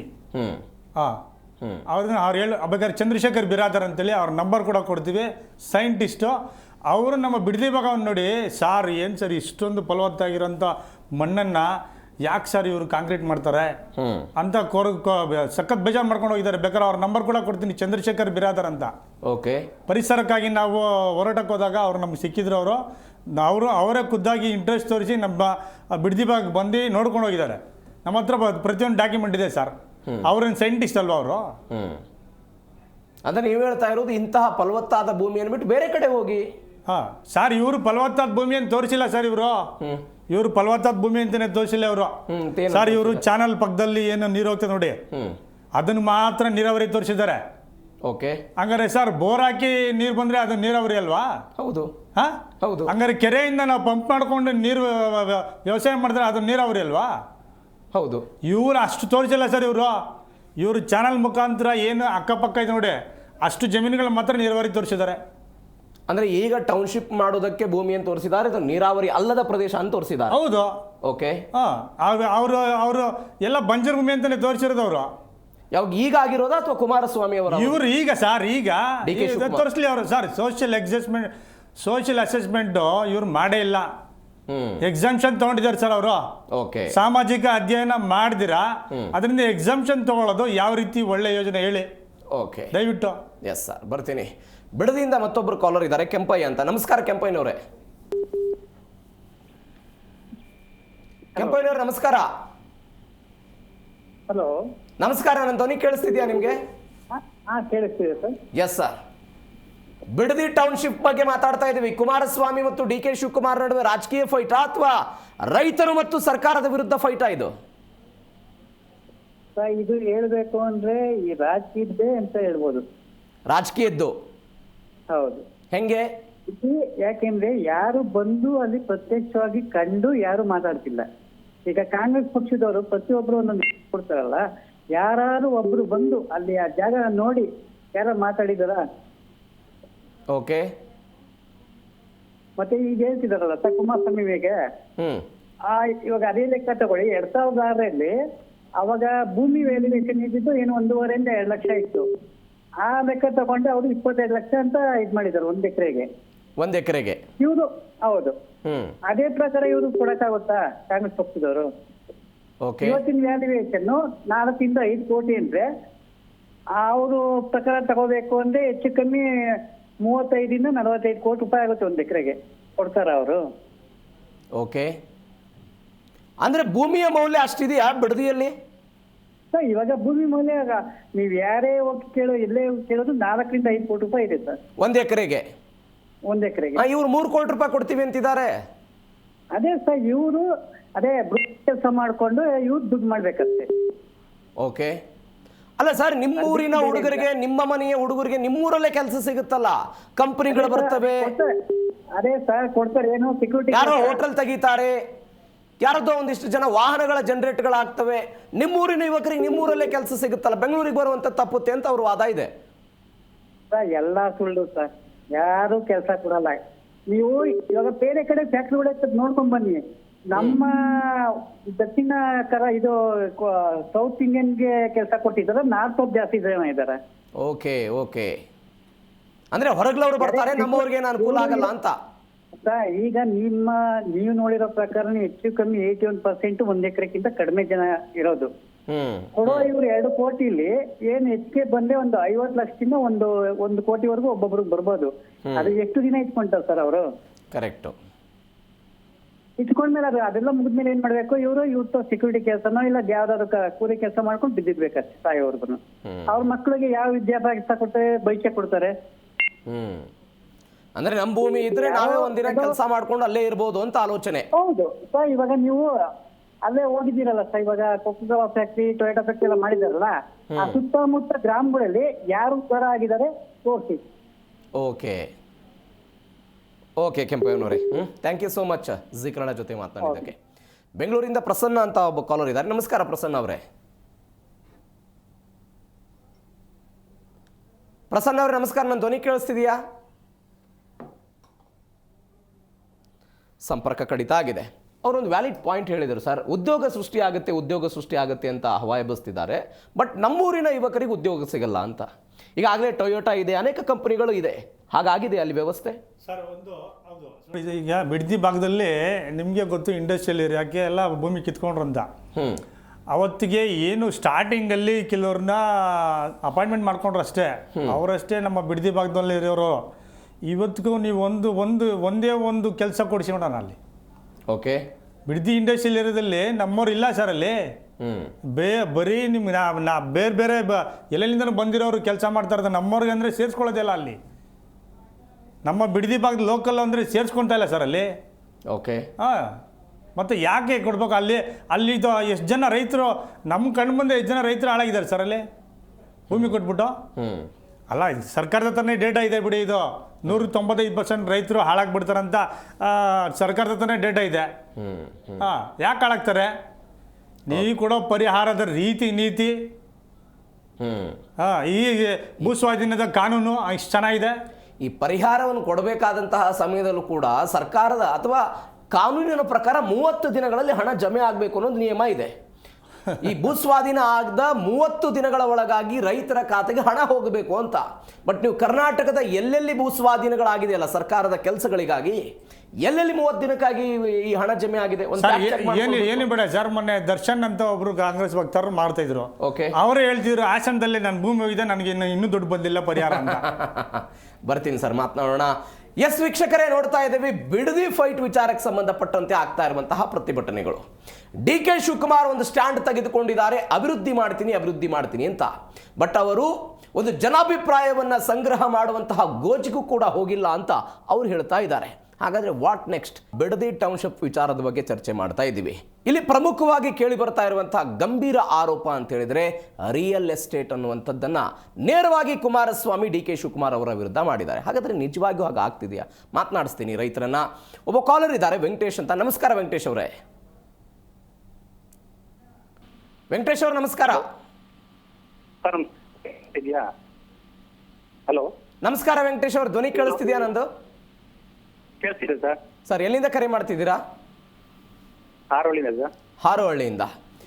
ಈ ಬಿಡದಿ ಟೌನ್ಶಿಪ್ ನಿರ್ಮಾಣದಲ್ಲಿ ರಿಯಲ್ ಎಸ್ಟೇಟ್ ಉದ್ಯಮಿ ಇದು ಅವರಿಗೆ ಹಣ ಮಾಡ್ಕೊಳ್ಳೋದಕ್ಕಾಗಿ ಇದನ್ನ ಮಾಡ್ತಿದ್ದಾರೆ ಅಂತಾರೆ ಕುಮಾರಸ್ವಾಮಿ ಅವರು. ರೈತರಿಗೆ ಹಣ ಮಾಡ್ತಾ ಇಲ್ಲ ಸರ್, ಅವ್ರು ರಾಜಕೀಯದವರು ಹಣ ಮಾಡ್ತಾ ಇರೋದು, ರೈತರಿಗೆ ಮಾಡ್ಕೊಡ್ತಲ್ಲ, ರೈತರಿಗೆ ಅನ್ಯಾಯ ಮಾಡ್ತಾ ಇರೋದು. ರೈತರಿಗೆ ಅನ್ಯಾಯ ಮಾಡ್ತಿದ್ದೆ. ಟೌನ್ಶಿಪ್ ಮಾಡ್ಬೇಕಾದ್ರೆ ಇದಕ್ಕೆ ಸಾತುರ್ ಇಲ್ಲ, ಕಂಪನಿ ಇಲ್ಲ ಅಂತ ಮಾಡಬಾರಿತ್ತು. ಹಲೋ, ಮಾತನಾಡಿ. ರೈತರಿಗೆ ಅನ್ಯಾಯ ಮಾಡ್ತಾ ಇರೋದು ಸರ್. ಇದು ಹೆಂಗ ಅನ್ಯಾಯ ಆಗ್ತಿದೆ ರೈತರಿಗಿದು ಸರ್? ಇನ್ನೇನು ಸರ್, ಸರ್ ಇದು ಮಾಡಿದಾರಲ್ಲ ಸರ್, ಇವಾಗ ರೈತರು ಅಂತ ಇದು ಮಾಡ್ತಿದಾರಲ್ಲ ಅವರು. ಈ ಕಡೆ ಕನಪರ ಇಲ್ಲ ಸರ್ ಅವ್ರಿಗೆ, ಡಿ ಕೆ ಶಿವಕುಮಾರ್ಗೆ ಓಕೆ ಆ ಕಡೆ ಮಾಡಿಬಿಡಿ ಸರ್. ಆ ಕಡೆ ಇಲ್ವ ಸರ್? ನಿಮ್ ಧ್ವನಿ ಯಾಕೋ ಬ್ರೇಕ್ ಆಗ್ತಿದೆ, ಕ್ಲಿಯರ್ ಆಗಿ ಮಾತನಾಡಿ ಪ್ಲೀಸ್. ಹೌದು ಸರ್. ಹಲೋ, ಕ್ಲಿಯರ್ ಆಗಿ ಮಾತನಾಡಿ ಸರ್, ಧ್ವನಿ ಬ್ರೇಕ್ ಆಗ್ತಿದೆ ಯಾಕೋ. Okay, thank you so much. ಮತ್ತೊಬ್ಬ ಕಾಲರ್ ಇದ್ದಾರೆ, ಬಸವರಾಜ್ ಅಂತ. ನಮಸ್ಕಾರ ಬಸವರಾಜ್ ಅವರೇ. ಸರ್ ನಮಸ್ಕಾರ. ಎಲ್ಲಿಂದ ಕರೆ ಮಾಡ್ತಿದ್ದೀರಾ ಸರ್? ಸರ್ ನಾವಿಲ್ಲಿ ಬೈಮಂಗಲದಿಂದ. ಓಕೆ, ಈ ಬಿಡದಿ ಟೌನ್ಶಿಪ್ ಹೆಂಗಾಗಿದೆ ಅಂತಂದ್ರೆ, ರೈತ ಅನ್ಕೊಂಡು ರೈತನ ಬೆನ್ನೆಲ್ಬ ಮುದ್ದು ಮಾಡ್ಬಿಟ್ಟಿದ್ದಾರೆ ರೈತರು. ಇವು ಸರ್ಕಾರಗಳು ಒಂದು ಊರುಗಳು ಕೊಟ್ಟಿದ್ದಾರೆ, ಬೆನ್ ಮೂಳೆ ಮುಡ್ಬಿಟ್ಟು ಒಂದು ಊರುಗಳು ಕೊಟ್ಟಿದ್ದಾರೆ. ಇವಾಗ ಆ ಊರುಗಳು ಕಿತ್ಕೊಳ್ಳೋಕೆ ರೆಡಿ ಆಗ್ಬಿಟ್ಟಿದ್ದಾರೆ. ಒಂದು ಊರುಗಳು ಕಿತ್ಕೊಳ್ಳೋಕೆ ರೆಡಿ ಆಗ್ಬಿಟ್ಟಿದ್ದಾರೆ. ಸೊ ಇವಾಗ ಇವ್ರು 2 ಕೋಟಿ ತಗೊಂಡು ನಾವೆಲ್ಲೋ ಹೊರಗಡೆ ಹೋಗಿ ಎಲ್ಲಿ ಜಮೀನು ತಗೊಂಡು ನಾವೆಲ್ಲಿ ಜೀವನ ಸಾಗಿಸಕ್ಕಾಗುತ್ತೆ? ಎಲ್ಲಿ ಜೀವನ ಸಾಗಿಸಕ್ಕಾಗುತ್ತೆ? ಎಲ್ಲಿ ಬರ್ತದೆ ಸರ್ ಇದು? ಒಂದು 30-40 ಸೈಟ್ ಬಂದು ಬಿಡದಿಲ್ಲಿ 30-40 ಲಕ್ಷ ಒಂದು ಸೈಟ್ ಇದೆ. ಇಲ್ಲೇ ಪಕ್ಕದ ಮೇಡ್ನಳ್ಳಿ ಬಂದು ಅಕ್ವರೇಷನ್ ಆಗಿದೆ. ಅಲ್ಲಿ ಬಿಡದಿ ಇಂಡಸ್ಟ್ರಿಯಲ್ ಏರಿಯಾ, ಟೊಯೋಟಾ ಇದ್ರ ಹತ್ರ ಮೇಡ್ನಳ್ಳಿ ಅಂತ ಹೇಳಿ 1 ಕುಂಟೆ ಜಮೀನು ಬಂದು 50 ಲಕ್ಷ ಇದೆ. ಓಕೆ, ಇವಾಗ ಕೂಡ ಇವ್ರು 2 ಕೋಟಿ ದುಡ್ಡು ತಗೊಂಡಾಗ ಎಲ್ಲಿ ಜೀವನ ಸಾಗಿಸಕ್ಕಾಗುತ್ತೆ? ಅಂದ್ರೆ ಈಗ ಪರಿಹಾರದ ಹಣವನ್ನು ಹೆಚ್ಚಳ ಮಾಡಿದ್ರೆ ಭೂಮಿ ಕೊಡೋದಕ್ಕೆ ರೆಡಿ ಇದ್ದೀರಾ? ಪರಿಹಾರ ಸರ್, ಇವಾಗ ನಾವು ಪರಿಹಾರದ ಹಣ ಕೇಳ್ತಾ ಇಲ್ಲ. ಅವ್ರನ್ನ ನಮ್ಮನ್ನ ನಾವು ಸ್ವಾವಲಂಬಿಯಾಗಿ ಬಿಟ್ಬಿಡಿ. ನಮ್ಮನ್ನ ಅಂದ್ರೆ ನಮ್ಮ ಭೂಮಿ ಸಹವಾಸಕ್ಕೆ ನೀವು ಬರಕ್ ಹೋಗ್ಬಿಡಿ ಅಂತೀರಿ? ಬರ್ಬೇಡಿ, ನೀವು ಬರ್ಬೇಡಿ. ನಾವು ಅವತ್ತಿಂದ ನಮ್ಮ ತಾತ ಮುತ್ತಾತರ ಕಾಲದಿಂದ ವ್ಯವಸಾಯ ಮಾಡ್ಕೊಂಡು ಬದುಕಿದೀವಿ, ತೊಂದರೆ ಇಲ್ಲ ನಮ್ಗೆ. ಸರ್ ದಯವಿಟ್ಟು ಟಿವಿ ಮ್ಯೂಟ್ ಮಾಡಿ ಮಾತನಾಡಿ, ಟಿವಿ ನೋಡ್ಕೊಂಡು ಮಾತನಾಡ್ಬೇಡಿ. ಇಲ್ಲ ಸರ್, ಟಿವಿ ಮ್ಯೂಟ್ ಆಗಿ, ವಾಯ್ಸ್ ಮ್ಯೂಟ್ ಆಗಿ. ಓಕೆ, ನಮ್ಗೆ ನಮ್ಮ ಪರಿಹಾರ ಹಣ ನಾವು ಕೇಳ್ತೇವೆ. ನಮ್ಗೆ ದಯವಿಟ್ಟು ನಾವು ಸ್ವಾವಲಂಬಿಯಾಗಿ ಬದುಕೋಗಿ ಬಿಟ್ಬಿಡಿ ನಮ್ಮನ್ನ. ಯಾಕೆ ಸರ್ ಸುಮ್ಮನೆ ಇಲ್ಲಿ ಅಪ್ಪ ಅಮ್ಮದಿರ ಜಗಳದಲ್ಲಿ ಕೂಸು ಬಡವಾಯ್ತು ಅನ್ನಂಗೆ ಇದರಿಂದ ನಾವು ಬಡವ ಆಗಿ ಕೂತಿದೀವಿ ಇವಾಗ. ನಾವು ಬೇಡ ಸರ್, ನಮ್ಗೆ ಅವಶ್ಯಕತೆ ಇಲ್ಲ. ಇವಾಗ ಏನ್ ನಮ್ಮ ಇದ್ರಲ್ಲಿ ಏನ್ ಕಡಿಮೆ ಆಗಿದೆ? ಎಲ್ಲ ಇದೆ. ಜೋಳ ಬೆಳಿತೀವಿ, ತರಕಾರಿ ಬೆಳಿತೀವಿ, ತೆಂಗು ಇದೆ, ಅಡಕೆ ಇದೆ, ಮಾವು ಇದೆ, ರೇಷ್ಮೆ ಇದೆ, ಹಾಲು ಇದೆ, ಪ್ರತಿಯೊಂದು ಇಂಥದ್ದು ಇಲ್ಲ ಅಂತ ಕೇಳಿ ಸರ್, ಯಾವ್ದಿಲ್ಲ ಅಂತ ಕೇಳಿ ನಾವು ಹೇಳ್ತೀವಿ. ಎಲ್ಲಿ ಹೋಗೋದು ಸರ್? ನಮ್ಮ ಜೀವನ ಕಟ್ಕೊಳಕ್ ಎಲ್ಲಿ ಹೋಗೋದು ನಾವು? ಬಿಟ್ಬಿಟ್ಟು ನಾವು ಹೊರಗಡೆ ಹೋಗಿ ಅಲ್ಲಿ ಜೀವನ ಕಟ್ಕೊಳಕ್ಕಾಗತ್ತೆ? ಅಂದ್ರೆ ನಿಮ್ಮ ಊರಿಗೆ ಕೈಗಾರಿಕೆಗಳು ಬೇಡವಾ? ಬೇಡ ಸರ್, ಅವಶ್ಯಕತೆ ಇಲ್ಲ ಸರ್. ಇವಾಗ ನಾವು ನಮ್ಮ ಇದರಿಂದನೂ ನಾವು ವ್ಯವಸಾಯ ಮಾಡ್ಕೊಂಡ್ ಬಂದಿದ್ವಿ ಸರ್. ನಾವು ಅವ್ರು ಮಾಡೋ AICTಗೆ ಕೈಗಾರಿಕೆಗೆ ನಾವು ಅವ್ರ ಹತ್ರ ನಾವು ಸೆಕ್ಯೂರಿಟಿ ಆಗಿ ಸೆಲ್ಯೂಟ್ ಹೊಡಿಯಕ್ಕೆ ನಮ್ಗೆ ಇಲ್ಲ ಸರ್.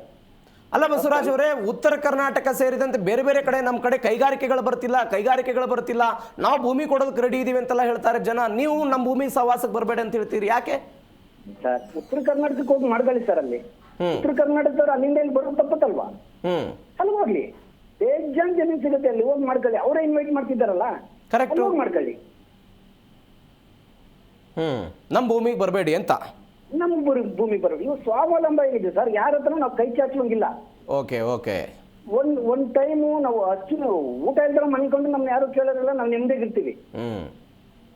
ಇಲ್ಲಿ ಬಂದ್ ನೋಡಿ ಸರ್, ಒಂದ್ಸತಿ ನೀವು ಟಿವಿ ಚಾನಲ್ ಅವರು ಆಲ್ಮೋಸ್ಟ್ ಎಲ್ಲ ಬಂದಿದೆ ನೀವು. ಯಾಕಂದ್ರೆ ನೀವು ಟಿವಿ ಚಾನಲ್ ಆಗಿ ಆಡ್ಸ್ ಹಾಕೊಳ್ಬೇಕು ಫಸ್ಟ್ ನಿಮ್ಗೆ. ಯಾಕಂತಂದ್ರೆ ಇದನ್ನ ಎಲ್ಲೋ ಇದ್ದಿದ್ದು ಎಲ್ಗೋ ತಗೊಂಡೋಗಿ ನಿಲ್ಸಿದಿರಿ. ಓಕೆ, ಎಲ್ಲೂ ನಿಮ್ಗೆ ಒಂದ್ ಆಡ್ಸ್ ಹಾಕೊಳ್ಬೇಕು ನಾವು. ಬಂದ್ ನೋಡಿ ಬೇಕಾರೆ ಅವ್ರು ಸ್ವಂತವಾಗಿ ಅವರೇ ಬಂದು ಖುದ್ದಾಗಿ ನೋಡ್ಲಿ ಸರ್. ನೋಡೋಣ ಏನಾಗುತ್ತೆ ಅಂತ. ಕಡಿಮೆ ಆಗಿದೆ ನಮ್ಗೆ. Thank you so much sir, thank you so much. ಮತ್ತೊಬ್ಬ ಕಾಲರ್ ಇದ್ದಾರೆ, ಸುರೇಶ್ ಅಂತ. ನಮಸ್ಕಾರ ಸುರೇಶ್ ಅವರೇ. ಹಲೋ ಸುರೇಶ್ ಅವ್ರು ನಮಸ್ಕಾರ. ನಮಸ್ತೆ ಸರ್. ನಮಸ್ತೆ ಸರ್, ಎಲ್ಲಿಂದ ಕರೆ ಮಾಡ್ತಿದ್ದೀರಾ? ಸರ್ ನಾವು ಅಳ್ಳಾಳ್ಸಂದ್ರ ಕಂಚನಹಳ್ಳಿ ಪಂಚಾಯತಿಯಿಂದ. ನಿಮ್ ಭೂಮಿನಿ ಇದೆಯಾ ಇದರಲ್ಲಿ? ಹೌದು ಸರ್, ನಮ್ದು 4 ಎಕರೆ ಐತೆ. ನೀವು ಕೊಡೋದಕ್ಕೆ ರೆಡಿ ಇದ್ದೀರಾ ಅಥವಾ ವಿರೋಧ ಇದೆಯಾ ನಿಮ್ದು? ಸರ್ ನಾವು ಯಾವುದೇ ಪ್ರಾಣ ಹೋದ್ರೂ ನಾವು ಭೂಮಿ ಕೊಡಲ್ಲ. ಯಾಕೆ? ಯಾಕೆಂದ್ರೆ ನಮ್ಗೆ ಅಂತ ಆ ತರ ಐತೆ ಫಲವತ್ತಾದ ಭೂಮಿ ನಮ್ದು. ರೇಷ್ಮೆ ಐತೆ, ತೆಂಗು ಐತೆ, ನಾನು ಒಂದು ಟೈಮ್ಗೆ 30 ಲೀಟರ್ ಹಾಲು ಹಾಕ್ತೀನಿ, ನನ್ಗೆ ಏನ್ ಬೇಕು ಸರ್? ಜಮೀನ್ ಮಾಡ್ಕೊಂಡು ತಿನ್ನೋದಂತದ್ದು ಏನಿಲ್ಲ. ಒಮ್ಗೆ 12 ಕೋಟಿ ರೂಪಾಯಿ ಸಿಗುತ್ತಲ್ಲ ಹಣ. 1 ಎಕರೆಗೆ 3 ಕೋಟಿ ಅಂದ್ರೆ 4 ಎಕರೆ 12 ಕೋಟಿ ಆಯ್ತಲ್ಲ ಸರ್. ಏಕಕಾಲಕ್ಕೆ ನೀವು ಕೋಟ್ಯಾಧಿಪತಿ ಆಗ್ಬಿಡ್ತೀರಿ. 50 ಕೋಟಿ ಕೊಟ್ರು ನಾವು ಜಮೀನ್ ಕೊಡಲ್ಲ. ಓಕೆ, ದುಡ್ಡು ತಗೊಂಡು ಏನ್ ಮಾಡ್ತೀರಾ? ಅದೇ ಒಂದ್ ತಿಂಗಳಿಗೆ 1 ಲಕ್ಷ ಸಂಪಾದನೆ ಮಾಡ್ಕೊಂಡು ತಿಂತಾ ಇದೀವಲ್ಲ, ಏನ್ ಬೇಕು ನಮ್ಗೆ? ನೀವು ಸಿಟಿ ಗಿಟಿ ಎಲ್ಲ ಸೆಟ್ಲ್ ಆಗ್ಬಿಡ್ಬೋದು, ಮೈಸೂರಿಗೆ ಹೋಗ್ಬೋದು, ಬೇರೆ ಕಡೆ ಜಮೀನ್ ತೆಗೆದುಕೊಳ್ಬಹುದು, ಏನೋ ಬಿಸ್ನೆಸ್ ಮಾಡ್ಬೋದು ಆ ಹಣದಿಂದ.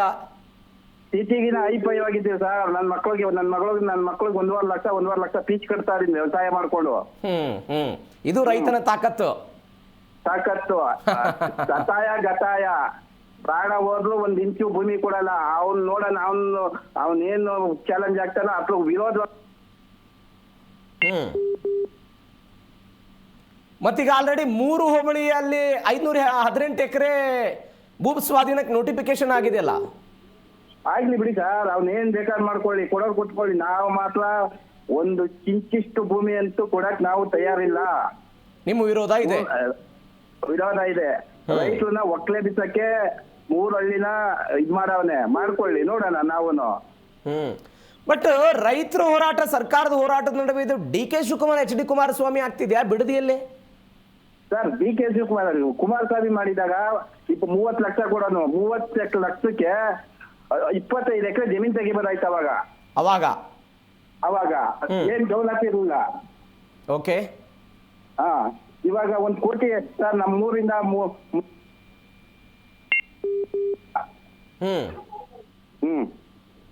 ಓಕೆ ಸರ್, ನೋಡೋಣ ಏನಾಗುತ್ತೆ ಅಂತ. Thank you so much. Thank you so much sir. ಮತ್ತೊಬ್ಬ ಕಾಲರ್ ಇದ್ದಾರೆ, ಪ್ರಸನ್ನ ಕುಮಾರ್ ಅಂತ. ನಮಸ್ಕಾರ ಸರ್. ನಮಸ್ಕಾರ ಸರ್. ಸರ್, ಎಲ್ಲಿಂದ ಕರೆ ಮಾಡ್ತಿದ್ದೀರಾ ಸರ್? Sir, Bengaluru sir. ಬೆಂಗಳೂರಿಂದ ಕರೆ ಮಾಡ್ತಾ ಇದ್ದೀರಾ. ಬಿಡದಿ ಟೌನ್ಶಿಪ್ ನಿರ್ಮಾಣ ಮಾಡೋದ್ರಿಂದ ಬೆಂಗಳೂರಲ್ಲಿರುವಂತ ನಮಗೆ ಅನುಕೂಲ ಆಗುತ್ತೆ ಅಂತ. ಬಿಡದಿ ಟೌನ್ಶಿಪ್ ನಿರ್ಮಾಣದಿಂದ ಬೆಂಗಳೂರಿನ ಮೇಲೆ ಪ್ರೆಷರ್ ಜಾಸ್ತಿ ಆಗಿದೆಯಲ್ಲ, ಅದು ಕಡಿಮೆ ಆಗುತ್ತೆ, ಬೆಂಗಳೂರಿಗೆ ಸಹಾಯ ಆಗುತ್ತೆ ಅಂತ ಆಲೋಚನೆ ಸರ್ಕಾರದ್ದು. ಸರ್, ಸರ್ಕಾರದ ಆಲೋಚನೆ ಏನೇ ಇರ್ಬೋದು ಸರ್, ಆದ್ರೆ ಇಲ್ಲಿ ಬೆಂಗಳೂರಲ್ಲಿ ದಿನೇ ಲಕ್ಷಾಂತರ ಜನ ಇಲ್ಲಿ ಬಂದು ಸೇರ್ಕೊಳ್ತಾ ಇದ್ದಾರೆ. ಇಲ್ಲಿ ಇರೋ ರಸ್ತೆಗಳೇ ಮೊದ್ಲಿಗೆ ಸರಿ ಇಲ್ಲ. ಈ ಸರ್ಕಾರಕ್ಕೆ ಏನಾದ್ರೂ ಮಾನ ಮರ್ಯಾದೆ ಏನಾದ್ರೂ ಇದ್ರೆ, ಪ್ರತಿನಿತ್ಯ ಗುಂಡಿ ಬಿದ್ದು ಸಾವು, ಬಸ್ ಆಕ್ಸಿಡೆಂಟ್, ಗುಂಡಿಯಿಂದ ಮರಣಗಳು, ಈ ತರ ಏನೇನೋ ಬರ್ತಾ ಇದೆ. ಅವೆಲ್ಲ ನೀವು ಕ್ಲಿಯರ್ ಮಾಡೋದ್ ಬಿಟ್ಬಿಟ್ಟು ಈ ಬಿಡದಿ ಟೌನ್ಶಿಪ್ ಮಾಡ್ಕೊಂಡು ಅದರಿಂದ ಏನು ನೀವು ಸಾಧಿಸ್ತಾ ಇದ್ದೀರಾ ಅಂತ ನಾನು ಕೇಳಕ್ ಬಯಸ್ತೇನೆ. ಫಸ್ಟ್ ಬೆಂಗಳೂರನ್ನೇ ಸರಿಯಾಗಿ ಡೆವಲಪ್ಮೆಂಟ್ ಮಾಡಿ ಆಮೇಲೆ ಬೇರೆ ಕಡೆ ಹೋಗಿ ಅಂತ. ಹೌದು ಸರ್, ಖಂಡಿತ. ಇಲ್ಲಿರೋರಿಗೆ ನೀವು ಟ್ಯಾಕ್ಸ್ ಮಾತ್ರ ಪರ್ಮನೆಂಟ್ ಆಗಿ ನೀವು ಪ್ರತಿನಿತ್ಯದಲ್ಲೂ ನೀವು ಟ್ಯಾಕ್ಸ್ ತಗೊಳ್ತಾ ಇದ್ದೀರಾ. ಆ ಟ್ಯಾಕ್ಸ್ ಸರಿಯಾಗಿ ನೀವು ನಮಗೆ ಸೌಕರ್ಯಗಳು ಮಾಡಿಕೊಡ್ಬೇಕಲ್ವಾ? ನಿಮ್ಮ ಅನುಕೂಲಕ್ಕೋಸ್ಕರ ನೀವು ಬಿಡದಿ ಟೌನ್ಶಿಪ್, ತುಮಕೂರು ಟೌನ್ಶಿಪ್ ಎಲ್ಲ ಮಾಡ್ಕೊಂಡು ನೀವು ಹೋಗ್ತೀರಾ. ಅದು ಯಾರ್ದು ದುಡ್ಡು? ನಮ್ಮ ಸಾರ್ವಜನಿಕರ ಹಣ ಅದು. Yes sir, yes. ನೋಡೋಣ ಏನಾಗುತ್ತೆ ಅಂತ. Thank you so much. Nagaraj ಅವರೇ, ಈ ಸರ್ಕಾರ ಒಂದು ಆಪ್ಷನ್ ಕೊಡ್ತಾ ಇದೆ, 50-50 ಅನುಪಾತ. ನಾವು ಲೇಔಟನ್ನು ನಿರ್ಮಾಣ ಮಾಡ್ತೀವಿ, ಆ ಲೇಔಟ್ನಲ್ಲಿ ನಿಮ್ಗೆ ಅರ್ಧ ಕೊಡ್ತೀವಿ ಅಂತ. ಏನು ಲೆಕ್ಕಾಚಾರ ಇದು? ಇದಕ್ಕೆ ಯಾಕೆ ರೈತರು ವಿರೋಧ? ಸರ್, 50-50 ನಮಗೆ ಬೇಕಾಗಿಲ್ವಲ್ಲ ಸರ್. ಈಗ ನಮಗೆ ಏನದು ಸರ್ಕಾರದ ಆಲೋಚನೆ? 50-50 ಅಂದರೆ ನೋಡಿ ಸರ್, ಈಗ ಅವರು ಏನು 1 ಎಕರೆಯಲ್ಲಿ ಅಭಿವೃದ್ಧಿ ಪಡಿಸ್ತಾರೆ, ಅದರಲ್ಲಿ 9,600 ಎಕರೆ 9,600 ಅಡಿಗಳು ನಾವು ರೆಸಿಡೆನ್ಷಿಯಲ್ ಫ್ಲಾಟ್ ಕೊಡ್ತೀವಿ. ಇನ್ನು 8,700 ಚಿಲ್ಲರೆ ನಾವು ಕಮರ್ಷಿಯಲ್ ಫ್ಲಾಟ್ ಕೊಡ್ತೀವಿ ಅಂತ ಹೇಳ್ತಿದ್ದಾರೆ. ಓಕೆ ಸರ್, ನಾನು ಕೇಳೋದು ಇಷ್ಟೇ ನೋಡಿ ಸರ್. ಈಗ ಇವರು ಏನು ಸಚಿವ ಸಂಪುಟ ಅನುಮೋದನೆ ಮಾಡಿರೋದ್ರ ಅಂತ ಪ್ರತಿಯಲ್ಲಿ ಏನಿದೆ ಅಂದರೆ 15 ವರ್ಷಕ್ಕೆ ಇಷ್ಟು ವರ್ಷಕ್ಕೆ ನಮ್ಗೆ 33,000 ಕೋಟಿ ಆದಾಯ ಬರುತ್ತೆ ಇದರಿಂದ ಅಂತ ಮೆನ್ಷನ್ ಮಾಡ್ತಿದ್ದಾರೆ. ನಾವು ಕೇಳೋದು, ಇದು ಸರ್ಕಾರ ಏನು ಲಾಭ ಸರ್ಕಾರ ಅಂದರೆ ಏನು ಲಾಭ ಮಾಡೋಕ್ಕೋಸ್ಕರ ಇರೋಂಥದ್ದ? ಓಕೆ, ಸರ್ಕಾರ ಈಗ ಅದನ್ನು ನಮ್ಮ ಇವ್ರು ಹೇಳ್ತಾರೆ ಅದೆಲ್ಲ ಸುಳ್ಳು ಅಂತ ಹೇಳ್ತಾರೆ. ಯಾರು ನಮ್ಮ GBD ಅಧ್ಯಕ್ಷರು ಹೇಳ್ತಾರೆ ಸುಳ್ಳು ಅಂತ. ದಯವಿಟ್ಟು ಸಚಿವ ಸಂಪುಟ ಅನುಮೋದನೆ ಆಗಿರೋಂಥ ಕಾಪಿ ದಯವಿಟ್ಟು ನೋಡ್ಬೇಕಂತ ಹೇಳ್ತೀನಿ ಅವ್ರಿಗೆ. 33,000 ಕೋಟಿ ಆದಾಯ ಬರುತ್ತೆ ಅಂತ ಟೌನ್ಶಿಪ್ ನಿರ್ಮಾಣ ಮಾಡಿದ್ರೆ ಆದಾಯ ಬರುತ್ತೆ ಇಷ್ಟು ವರ್ಷಕ್ಕೆ ಅಂತ ಕೊಟ್ಟಿದ್ದಾರೆ ಅದರಲ್ಲಿ. ನಾವು ಕೇಳೋದು, ಹೌದು ನೀವು ಸರ್ಕಾರ ಲಾಭ ಮಾಡ್ಕೊ ಇರೋದು ನೀವು ಬಿಡಿ ದಯವಿಟ್ಟು ಯಾಕೆ ರೈತರು ಅಂದ್ರೆ ನೀವು ಸರ್ಕಾರಕ್ಕೆ ಲಾಭ ತರ್ತೀರಿ, ರೈತರನ್ನ ಆಶಾ ಮಾಡ್ತೀರಿ ಅಂತ ನಿಮ್ದು ಆರೋಪ. ಅಲ್ಲ ರೈತರನ್ನಾಗ ಹೌದು ಈಗ ಸರ್, ಈಗ ನಿಮ್ಮ ಕೈಲಿ ಒಂದು ಉದ್ಯೋಗ ಸೃಷ್ಟಿ ಮಾಡೋಕ್ಕಾಗ್ತಿಲ್ಲ ನಿಮ್ಮ ಕೈಲಿ. ಈ ಉದ್ಯೋಗದಲ್ಲಿ ಇರೋರನ್ನ ಯಾಕೆ ಕಿತ್ಕೊಂತ ಇದ್ದೀರಾ? ಕರೆಕ್ಟ್. ಈಗ ಒಂದು ಪ್ರಚಲಿತವಾದ ನಿಯಮ ಇದೆ ಸರ್, ಯಾರಾದರೂ ಕನ್ಯೆ ಕೊಡಬೇಕು ಅಂತ ಹೇಳಿದ್ರೆ ಸಹಜವಾಗಿ ಆಗ್ತಾ ಇರುವಂಥ ಬೆಳವಣಿಗೆ ಇದು. ಬೆಂಗಳೂರಲ್ಲಿ ನನ್ನ ಮಗ MNC ಕಂಪನಿಯಲ್ಲಿ ಕೆಲಸ ಮಾಡ್ತಾ ಇದ್ದಾನೆ ಅಂತ ಹೇಳಿದ್ರು ಕೂಡ 5-6 ಎಕರೆ ಜಮೀನಿದ್ರೆ ಮಾತ್ರ ಇವತ್ತು ಮಗಳನ್ನು ಕೊಡುವಂತಹ ಪರಿಸ್ಥಿತಿ ನಿರ್ಮಾಣ ಆಗಿದೆ. ಇದು ವಾಸ್ತವ ಪರಿಸ್ಥಿತಿ, ಇದು ಈಗ ಆಗ್ತಾ ಇರುವಂತಹ ಬೆಳವಣಿಗೆ. ಯಾವುದೋ ಖಾಸಗಿ ಕಂಪನಿ ಕೆಲಸವನ್ನ ನೆಚ್ಕೊಂಡು ಬದುಕನ್ನು ನಡೆಸೋದಕ್ಕೆ ಸಾಧ್ಯ ಇಲ್ಲ. ರೈತರೇನು ಹೇಳ್ತಿದ್ದಾರೆ, ನಮ್ಮ ರಟ್ಟೆನ ನಂಬ್ಕೊಂಡು ನಾವು ಬದುಕ್ತೀವಿ ಅಂತ ರೈತರು ಹೇಳ್ತಾ ಇರೋದು. ಸರ್ ಭೂಮಿ ಸರ್ ನಾವು ಯಾಕೆ ಭೂಮಿ ಬಿಡ್ತಾ ಇಲ್ಲ ಅಂತ ಮುಖ್ಯವಾದ ಪ್ರಶ್ನೆ ಬಂದ್ರಿ ಸರ್ ದಯವಿಟ್ಟು ಈಗ. ಯಾಕಂದ್ರೆ ನೋಡಿ ಸರ್, ಭೂಮಿ ಅನ್ನೋದು ನಮ್ಗೆ ಭದ್ರತೆ ಸರ್. ಭೂಮಿ ಅಂದ್ರೆ ನಮ್ಗೆ ಭದ್ರತೆ. ಈಗ ಒಂದು ಹೆಣ್ಣು ಕೊಡ್ಬೇಕಂದ್ರೆ ಅಷ್ಟೇ ಅವನಿಗೆ ಭದ್ರತೆ ಏನಿದೆ ನೋಡ್ತಾರೆ. Correct sir. ಇವತ್ತು ನೀವೇ ಹೇಳಿ ಸರ್, ಎಷ್ಟು ಇದು ಸಾಫ್ಟ್ವೇರ್ ಇಂಜಿನಿಯರ್ಗಳು ಲೇ ಆಫ್ ಆಗಿದ್ದಾರೆ ಸರ್. ಹೌದು, ಇಂಜಿನಿಯರ್ ಇದ್ರು ಎಲ್ಲೋ ಹಳ್ಳಿಗಳಲ್ಲಿ ಭೂಮಿ ಖರೀದಿ ಮಾಡ್ತಿದ್ದಾರೆ. ಯಾಕಂದ್ರೆ ಅವ್ರ ಭದ್ರತೆ ಸರ್, ಭದ್ರತೆ. ಹೌದು ಸರ್. ನಿಮ್ಗೆ ಯಾಕೆ ಸರ್ಕಾರ ಕಾಣಿಸ್ತಲ್ವ ಕಣ್ಣು ಸರ್? ಅವ್ರ ಈಗ ಜೀವನದ ಭದ್ರತೆ ಅಂದ್ರೆ ಭೂಮಿ ಸರ್. ಭೂಮಿನ ಯಾಕೆ ಕಿತ್ಕೊಂತೀರಿ ನೀವು? ಭೂಮಿ ಸರಿ, ನಾವು ಬೇರೆ ಕಡೆ ಭೂಮಿ ತಗೊಳ್ಳೋ ಸರ್, ದುಡ್ಡು ಕೊಡಿ.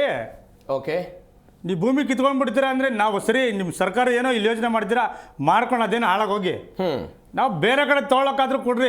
ಈಗ ಕುಮಾರಸ್ವಾಮಿ ಹೇಳಿದ್ದು, ಕುಮಾರಸ್ವಾಮಿ ಮಾಡಿದ್ದು ಅದ್ ಹೇಳ್ತಿರಲ್ಲ. ಕುಮಾರಸ್ವಾಮಿ ಇನ್ನೊಂದು ಮಾತು ಹೇಳಿದ್ರು, 13 ಕೋಟಿ ಕೊಡ್ರಿ ನಾನೇ ಒಪ್ಪಿಸ್ತೀನಿ ರೈತರಿಗೆ ಅಂತ. ಅಂದ್ರೆ 1 ಎಕರೆಗೆ 13 ಕೋಟಿ ರೂಪಾಯಿ ಕೊಡಿ, ನೀವು ಕೊಡೆ ಆಗತ್ತಾ ನಿಮ್ ಕೈಲಿ? ಓಕೆ, ಅದಕ್ಕೆ ಮಾತ್ರ ಕುಮಾರಸ್ವಾಮಿ ಇಲ್ಲ. ಕುಮಾರಸ್ವಾಮಿ 2006 ಮಾಡ್ಬಿಟ್ಟಿದ್ರೆ ಅಂತ ಕುಮಾರಸ್ವಾಮಿ ಬರ್ತದೆ. ಅದಕ್ಕೆ ಮಾತ್ರ ಕುಮಾರಸ್ವಾಮಿ ಇಲ್ವಾ? ಈಗ ಒಂದು ಅಂಕಿಅಂಶ ನೋಡ್ತಾ ಇದ್ದೆ ಸರ್, ಬಿಡದಿಯಿಂದ ಪ್ರತಿನಿತ್ಯ ಬೆಂಗಳೂರಿಗೆ 6 ಲಕ್ಷ ಲೀಟರ್ ಹಾಲು ಬರುತ್ತಂತೆ ಸರ್. 6 ಲಕ್ಷ ಲೀಟರ್ ಹಾಲು ಬಿಡದಿಯಿಂದ ಬೆಂಗಳೂರಿಗೆ ಬರುತ್ತೆ. ಅಂದರೆ ಹೈನೋದ್ಯಮದ ಮೇಲೆ ಡಿಪೆಂಡೆನ್ಸಿ ಆಗಿರುವಂತ ರೈತರ ಪ್ರಮಾಣ ಎಷ್ಟಿದೆ ಅನ್ನೋದನ್ನ ನಾವು ವಿಚಾರ ಮಾಡ್ಬೇಕಿಲ್ಲಿ. ಸರ್ ಹೇಳ್ತೀನಿ ಕೇಳಿ ಸರ್, ಈಗ ನಮ್ಮ ಮುಖ್ಯಮಂತ್ರಿ ಸಾಹೇಬರು ಹೇಳಿದ್ರು ಅಲ್ಲಿ ಯಾರು ರೈತರಿಲ್ಲ. ಅದು ನಾನೇನು ಹೇಳಿದ್ದಿಲ್ಲ, ಓಕೆ, ಎಲ್ಲರಿಗೂ ಗೊತ್ತಿರೋಂಥದ್ದೇ. ಅಲ್ಲಿ ಯಾರು ರೈತರಿಲ್ಲ ಅಂದ್ರು. ಅಲ್ಲಿ ಕೃಷಿ ಭೂಮಿನೇ ಇಲ್ಲ ಅಂತಂದ್ರು, ಎಲ್ಲ ಬಂಜರು ಭೂಮಿ ಅಂತ. ಮೊನ್ನೆ ಒಬ್ಬರು ಮೇಡಮ್ ಸ್ವಾತಿ ಚಂದ್ರಶೇಖರ್ ಅಂತ ಮೇಡಮ್, ದಯವಿಟ್ಟು ಅವ್ರಿಗೆ ಅವ್ರೇನು ಹೇಳ್ತಾರೆ ಸರ್, 800 ಎಕರೆ ಬಂಜರು ಭೂಮಿ ಇತ್ತು, ಅದು ಮಲ್ಟಿಪ್ಲೈ ಆಗಿ ಇದು 25% ಮಲ್ಟಿಪ್ಲೈ ಆಗ್ಬಿಟ್ಟಿದೆ ಅಂತಾರೆ. ಅಂದರೆ ಬಂಜರು ಭೂಮಿ. ಯಾವ ಥರ ಹೇಳಿಕೆಗಳು ಸರ್ ಇವೆಲ್ಲ? ಜನ ನೋಡ್ತಾರಲ್ವ ಸರ್, ಈ ಹೇಳಿಕೆಗಳನ್ನ ನೋಡ್ತಾರಲ್ವ ಜನಗಳು. ಓಕೆ, ಇದೆಲ್ಲ ತಪ್ಪು ಅಂತ ಜನಗಳಿಗೆ ಗೊತ್ತಾಗಲ್ವ ಸರ್? ಕಣ್ಮುಂದೆ ಕಾಣಿಸುತ್ತೆ, ನಾವೇನು ಗಿಡ ಬಂದು ನೆಟ್ಬಿಡಕ್ಕಾಗತ್ತ? ಕಣ್ಮುಂದೆ ಕಾಣಿಸ್ತಾರ ಗ್ರೀನ್ನ. ಇವ್ರು ಹೇಳ್ತಾರೆ 2006 800 ಎಕರೆ ಬಂಜರು ಭೂಮಿ ಇತ್ತು, ಈಗ ಅದು 25% ಮಲ್ಟಿಪ್ಲೈ ಆಗಿ ಇವತ್ತೆಲ್ಲ ಬಂಜರು ಭೂಮಿ ಆಗ್ಬಿಟ್ಟಿದೆ. ಎಲ್ಲೋ ಒಂದು 10% ಫಲವತ್ತಾದ ಭೂಮಿ ಉಳ್ಕೊಂಡಿದೆ ಅಂತಾರೆ. ಯಾವ ರೀತಿ ಹೇಳಿಕೆಗಳು? ದಯವಿಟ್ಟು ಒಂದು ಒಳ್ಳೆ ಹೇಳಿಕೆ ಕೊಡ್ಬೇಕಲ್ವಾ? ನಿಮಗೆ ಈ ಒಂದು ಟ್ವಿಸ್ಟ್ ರಾಮನಗರ ಜಿಲ್ಲೆಯ ಬೆಂಗಳೂರು ದಕ್ಷಿಣ ಅಂತ ಮಾಡಿದಾಗನೇ ಅರಿವಿಗೆ ಬಂದಿತ್ತ ಇದು ಹಿಂಗಾಗ್ಬೋದು ಇದು ಅಂತ ಸರ್? ಇದು ಬೆಂಗಳೂರಿನ ಮೌಲ್ಯವನ್ನ ರಾಮನಗರ ಜಿಲ್ಲೆಗೂ ಕೂಡ ತೆಗೆದುಕೊಂಡು ಬರ್ತೀವಿ ಅನ್ನುವಂಥ ಆಲೋಚನೆಯಲ್ಲೇ ಡಿ ಕೆ ಶಿವಕುಮಾರ್ ಅವರ ಹೆಸರು ಬದಲಾವಣೆ ಮಾಡಿದ್ರು. ಅವತ್ತು ಕೂಡ ಕುಮಾರಸ್ವಾಮಿ ಅವರು ಅದಕ್ಕೆ ವ್ಯಾಪಕವಾದಂಥ ವಿರೋಧ ಮಾಡಿದ್ರು. ರಾಮನಗರಕ್ಕೆ ಅದರದ್ದೇ ಆದಂಥ ಒಂದು ಅಸ್ಮಿತೆ ಇದೆ, ರಾಮನಗರ ಅಂತ ಹೆಸರಿದೆ, ಅದನ್ನು ಬೆಂಗಳೂರು ದಕ್ಷಿಣ ಮಾಡಬೇಡಿ ಅಂತ. ಡಿ ಕೆ ಶಿವಕುಮಾರ್ ಅವರ ಆಲೋಚನೆ ಏನಾಗಿತ್ತು ಅಂತ ಹೇಳಿದ್ರೆ, ಬೆಂಗಳೂರು ನಗರದಲ್ಲಿರುವಂತಹ ಮೌಲ್ಯ ಬೆಂಗಳೂರಿನ ಸುತ್ತಮುತ್ತಲಿರುವಂತಹ ಪ್ರದೇಶಕ್ಕೂ ಸಿಗಬೇಕು, ರಾಮನಗರ ಜಿಲ್ಲೆಗೂ ಕೂಡ ಸಿಗಬೇಕು ಅನ್ನೋ ಕಾರಣಕ್ಕಾಗಿ ರಾಮನಗರವನ್ನ ಬೆಂಗಳೂರು ದಕ್ಷಿಣ ಅಂತ ಮರುನಾಮಕರಣ ಮಾಡಿದ್ರು. ನನಗನ್ಸುತ್ತೆ ಅಲ್ಲಿಂದನೇ ಶುರುವಾಯಿತು ಈ ಪೈಪೋಟಿ ಅಂತ. ಸರ್ ಇವ್ರದ್ದು ನೋಡಿ ಸರ್, ಈಗ ನನಗೂ ಆ ಪ್ರಾಜೆಕ್ಟ್ ನೋಡಿದ್ರೆ ನಮಗೂ ಒಂಥರ ಅನ್ಸುತ್ತೆ, ಎಷ್ಟು ಚೆನ್ನಾಗಿದೆ ಪ್ರಾಜೆಕ್ಟ್ ಅಂತ. ಬಟ್ ಅದು ಕನಸಿನ ಲೋಕ ಅನ್ಸುತ್ತೆ ಅಷ್ಟೇ ಅವೆಲ್ಲ. ಯಾಕಂದ್ರೆ ನಮಗೆ ಈ ಥರ ಎಷ್ಟೋ ಪ್ರಾಜೆಕ್ಟ್ಗಳು ಬಂದು ಇವರು ನೋಡಿದಿವಲ್ಲ, ನಮ್ಮ ಬೆಂಗಳೂರು ಇನ್ನೂ ಯಾವ ಸ್ಥಿತಿಲಿದೆ ಅಂತ. ಇವತ್ತಿಗೂ ಅವ್ರಿಗೆ ಯಾವ ಸರ್ಕಾರ ಬಂದ್ರೂ ರೋಡ್ಗಳು ರೆಡಿ ಮಾಡೋಕ್ಕಾಗ್ತಿಲ್ಲ, ಯಾವ ಸರ್ಕಾರ ಬಂದ್ರೂ ಟ್ರಾಫಿಕ್ನ ಕಂಟ್ರೋಲ್ ಮಾಡೋಕ್ಕಾಗ್ತಿಲ್ಲ. ಬೆಂಗಳೂರು ಟ್ರಾಫಿಕ್ ಅಂದರೆ ಬೇಜಾರಾಗ್ಬಿಟ್ಟಿದೆ ಎಷ್ಟು ಜನಕ್ಕೆ. ನಮ್ಗೆ ವಿಧಿ ಇಲ್ಲದೆ ಹೋಗ್ತಾರೆ ಬೆಂಗಳೂರಿಗೆ, ಬೇರೆ ವಿಧಿ ಇಲ್ಲ ಹೋಗ್ತಾರೆ ಬೆಂಗಳೂರಿಗೆ. ಹಂಗಾಗಿ ಇವರ ಯೋಜನೆಗಳ ಬಗ್ಗೆ ನಮಗೆ ನಮ್ಮ ಕರ್ನಾಟಕಕ್ಕೆ ಗೊತ್ತು ಇವ್ರ ಯೋಜನೆಗಳು ಯಾವ ರೀತಿ ಇರ್ತವೆ ಅಂತ. ಯಾಕಂದರೆ ನಾನು ಅವಾಗಲೇ ನಿಮ್ಗೆ ಹೇಳಿದೆ, ಈ ರಾಜಕೀಯ ಅನ್ನೋದು ಒಂದು ಬಿಸ್ನೆಸ್ ಆಗ್ಬಿಡಿದೆ ಅನ್ನೋದನ್ನ ನೀವು 100 ಜನ ಮೈಕಲ್ಲಿ ಹಿಡಿದೆ, 100 ಜನಕ್ಕೆ 100 ಜನ ಕೂಡ ಹೌದು ಅಂತಾರೆ. ಎಸ್ ಸರ್, ಬರ್ತೀನಿ. ಒಬ್ಬರು ಚನ್ನಪಟ್ಟಣದಿಂದ ಕಾಲರ್ ಇದ್ದಾರೆ. ನಮಸ್ಕಾರ ಸರ್. ನಮಸ್ಕಾರ, ನಿಮ್ಮ ಹೆಸರು? ಮಲ್ವರಾಜ್ ಸರ್. ಸರ್ ಮಾತನಾಡಿ. ಬಿಡದಿ ಟೌನ್ಶಿಪ್ ವಿಚಾರದ ಬಗ್ಗೆ ಮಾತನಾಡ್ತಾ ಇದ್ದೀವಿ. ರೈತರನ್ನು ಬಲಿ ಕೊಡ್ತಿದ್ದಾರೆ ಈ ವಿಚಾರದಲ್ಲಿ ಅಂತ, ನಿಜಾನ ಅದು? ಸರ್ ರೈತರನ್ನು ಬಲಿ ಕೊಡ್ತಾ ಇರೋ ಮಟ್ಟಕ್ಕೆ ಜನಸಂಖ್ಯೆ ನಂಗೆ ಬೆಳೀತಾ ಇದಲ್ಲ ಸರ್, ಪಾಪ್ಯುಲೇಷನ್ ಬೆಳೀತಾ ಇದೆ. ಅಲ್ವಾ, ಟ್ರಾಫಿಕ್ ಕೂಡ ನಿಯಂತ್ರಣ ಮಾಡಬೇಕು. ಯಾಕೆ ಬೆಂಗಳೂರು ನಗರ ರಾಜಧಾನಿ ಒಂದು ವಿಶಾಲವಾಗಿ ಹೌದು ಇದೆ ಸರ್. ಪ್ರಪಂಚ ಎಲ್ಲ ಇರೋ ಜನನು ಕೂಡ ಬೆಂಗಳೂರಿದ್ದಾರೆ. ಅದನ್ನ ನಿಯಂತ್ರಣ ಮಾಡಬೇಕು. ಆ ನಿಯಂತ್ರಣ ಮಾಡ್ಬೇಕಂದ್ರೆ ಆ ಅಭಿವೃದ್ಧಿಗಳು ಮಾಡ್ಬೇಕಂದ್ರೆ ನೀವು ಅಲ್ಲಿ ರಸ್ತೆ ಅಭಿವೃದ್ಧಿ ಮಾಡ್ಬೇಕಂದ್ರೆ ಸ್ವಲ್ಪ ಜಾಗ ವಿಸ್ತಾರ ಮಾಡ್ಕೋಬೇಕು. ಜನಸಂಖ್ಯೆ ಟ್ರಾಫಿಕ್ ಕಮ್ಮಿ ಮಾಡ್ಕೋಬೇಕಾಯ್ತದೆ. ಟ್ರಾಫಿಕ್ ಕಮ್ಮಿ ಮಾಡ್ಕೊಂಡು ಕೆಲವರು ಹೇಳ್ತಿದ್ರಲ್ಲ, ಓಕೆ, ಇವತ್ತು ಟೌನ್ಶಿಪ್ ಕೂಡ ಮಾಡಿದ್ರು ಸರಿ, ಒಳ್ಳೇದು. ಈಗ ನೀರು ಸ್ಕರ್ಡ್ ಆಯ್ತು, ಅಭಿವೃದ್ಧಿ ಆಯ್ತು. ಈಗ ಇವತ್ತು ಗಿಂತ ವೆಹಿಕಲ್ ಜಾಸ್ತಿ ಆಯ್ತು ಆಗಿದೆ ಇಡೀ ದೇಶದಲ್ಲಿ. ಇಲ್ಲ ಇದನ್ನ ನಿಲ್ಸ್ಬೇಕು. ವೆಹಿಕಲ್ ಅವಾಗಿನ ಹಿಂದಿನ ಕಾಲ ಹೆಂಗಿತ್ತು, ವರ್ಷಕ್ಕಿಷ್ಟು ಅನ್ನೋದು ಅದನ್ನ ಲಿಮಿಟ್ ಮಾಡಬೇಕು. ಈ ಲೋನ್ಗಳಿಗೆ ಅದಕ್ಕಿಂತ ಬಿಟ್ಟು ವೆಹಿಕಲ್ಗಳು ಜಾಸ್ತಿ ಆಗಿದೆ, ಜನಸಂಖ್ಯೆನೂ ಜಾಸ್ತಿ ಆಗಿದೆ. ಈಗ ಹಾಗಾದಾಗ ಜಮೀನು ತಗೊಳ್ಳೇಬೇಕಾಯ್ತದೆ, ಮಾಡ್ಲೇಬೇಕಾಯ್ತದೆ ಅಲ್ಲ ಸರ್? ಯಾವ ಸರ್ಕಾರ ಬಂದ್ರೆ ಅಲ್ವಾ? ಓಕೆ ಅಲ್ವಾ? ಈಗ ಜನ ನಿಯಂತ್ರಣ ಮಾಡ್ಬೇಕು, ಮತ್ತೆ ಜನಗಳು ವಿಶಾಲ ಆಗಿರ್ಬೇಕು, ಅವ್ರಿಗೂ ಅನುಕೂಲ ಆಗಿರ್ಬೇಕು ಅಂತ ಅಂದ್ರೆ ಕೆಲವು ನಿರ್ಧಾರ ತಗೊಳ್ಳೇಬೇಕಾಯ್ತದೆ. ಹಾಗೆ ಕೆಲವು ಆಗುತ್ತೆ ಸರ್. ಜನಸಂಖ್ಯೆ ನಿಯಂತ್ರಣ ಒಂದ್ ಕಡೆ ಆದ್ರೆ ಅಭಿವೃದ್ಧಿ ಅನ್ನೋದು ಕಂಟಿನ್ಯೂಸ್ ಆಗೇ ಆಗ್ತಿರುತ್ತಲ್ಲ. ಈಗ ಬೆಂಗಳೂರಿಗೆ ಉತ್ತರ ಕರ್ನಾಟಕ ಸೇರಿದಂತೆ ಎಲ್ಲ ಭಾಗಗಳಿಂದ ಬರ್ತಾರಪ್ಪ. ಹೌದಾ ಸರ್? ಇಡೀ ಪ್ರಪಂಚನ ಬರ್ತಾರೆ ಸರ್ ಬೆಂಗಳೂರಿಗೆ. ಹೌದು, ಇಡೀ ಎಷ್ಟು ಜನ ಇದಾರೆ ಬೆಂಗಳೂರಲ್ಲಿ. ಅವ್ರಿಗೆ ಒಂದು ಮಳೆಗಾಲ ಟೈಮ್ಗಳಲ್ಲಿ ಆಗ್ಬಿಟ್ರೆ ಒಂದು ಹಳ್ಳಿ ಅದು ನದಿ ಪ್ರಸರಿಗಿಂತ ಕೀಳಾಗ್ಬಿಡ್ತದೆ. ಎಸ್ ಸರ್, ಏನಾಗುತ್ತೆ ನೋಡೋಣ. Thank you so much G Kannada ಜೊತೆ ಮಾತನಾಡಿದ್ದಕ್ಕೆ. ಉದಯ್ ಪ್ರಭು ಅಂತ ಉಡುಪಿಯಿಂದ ಒಬ್ಬ ಕಾಲರ್ ಇದ್ದಾರೆ. ನಮಸ್ಕಾರ. ನಮಸ್ಕಾರ ಸರ್. ನಮಸ್ತೆ ಸರ್. ಅಭಿವೃದ್ಧಿ ಅಂತ ನಾಳೆ ನಿಮ್ ಕರಾವಳಿ ಭಾಗಕ್ಕೂ ಬರ್ಬೋದು ಸರ್ಕಾರ. ನೋಡಿ ಸರ, ಅಭಿವೃದ್ಧಿ ಅಂತ ಹೇಳಿ ರೈತರ ಜಮೀನುಗಳನ್ನ ಹೊಡ್ಕೊಳ್ಳೋದು ಸರಿಯಲ್ಲ. ಓಕೆ. ಮತ್ತೆ ನೋಡಿ, ಹಿಂದೆ ಅವರು ಖಾಲಿ 100 ಎಕರೆ ಅಂತ ಹೇಳದ್ದು ಯಾರು, ಕುಮಾರಸ್ವಾಮಿ ಅವರು. ಈಗ ಇವರು 2,500 ಎಕರೆಗೆ ಹೋಗಿದ್ದಾರೆ. ಇಲ್ಲ, ಜಾಸ್ತಿನೇ ಇದೆ. ಕುಮಾರಸ್ವಾಮಿ ಅವರ ಅವಧಿಯಲ್ಲೂ ಕೂಡ 9,000 ಚಿಲ್ಲರೆ ಎಕರೆ ಇತ್ತದು. ಅದು ಬೋರ್ಡ್ ಹಾಕಿದಾರು 100 ಎಕರೆ ಅಂತೇಳಿ. ಈಗ ಅದು ಸುಮಾರು 2,500-3,000 ಎಕರೆಗೆ ಹೋಗಿದೆ. ಓಕೆ. ಅಲ್ಲ, ಪ್ರತಿಯೊಂದು ಈ ಯೋಜನೆಗಳನ್ನ ಈ ಬೆಂಗಳೂರಿಗೆ ಹಾಕಿದ್ರೆ ಈ ಕರ್ನಾಟಕದ ಇತರ ಈ ಡಿಸ್ಟ್ರಿಕ್ಟ್ ಲೆವೆಲ್ ಇಂಪ್ರೂವ್ಮೆಂಟ್ಸ್ ಹೇಗಾಗ್ತದೆ ಸರ್? ಕರೆಕ್ಟ್. ಎಲ್ಲರೂ ಬೆಂಗಳೂರು ಅಂತ ಬಂದ್ರೆ ಮೂಲಭೂತ ಸೌಕರ್ಯಗಳನ್ನು ಯಾವ ರೀತಿ ನೀವು ಅವ್ರಿಗೆ ಅರೇಂಜ್ಮೆಂಟ್ ಮಾಡ್ತೀರಿ? ಇಲ್ಲಿ ಉತ್ತರ ಕನ್ನಡ, ಮಂಗಳೂರು, ಉಡುಪಿ ಇವೆಲ್ಲ ಏನು ಹಳ್ಳ ಹಿಡಿತವೆ. ಎಲ್ಲ ಕೋಲಾರ, ಬಿಲಾರ, ಮೈಸೂರೆಲ್ಲ ಹಳ್ಳ ಹಿಡಿತವೆ.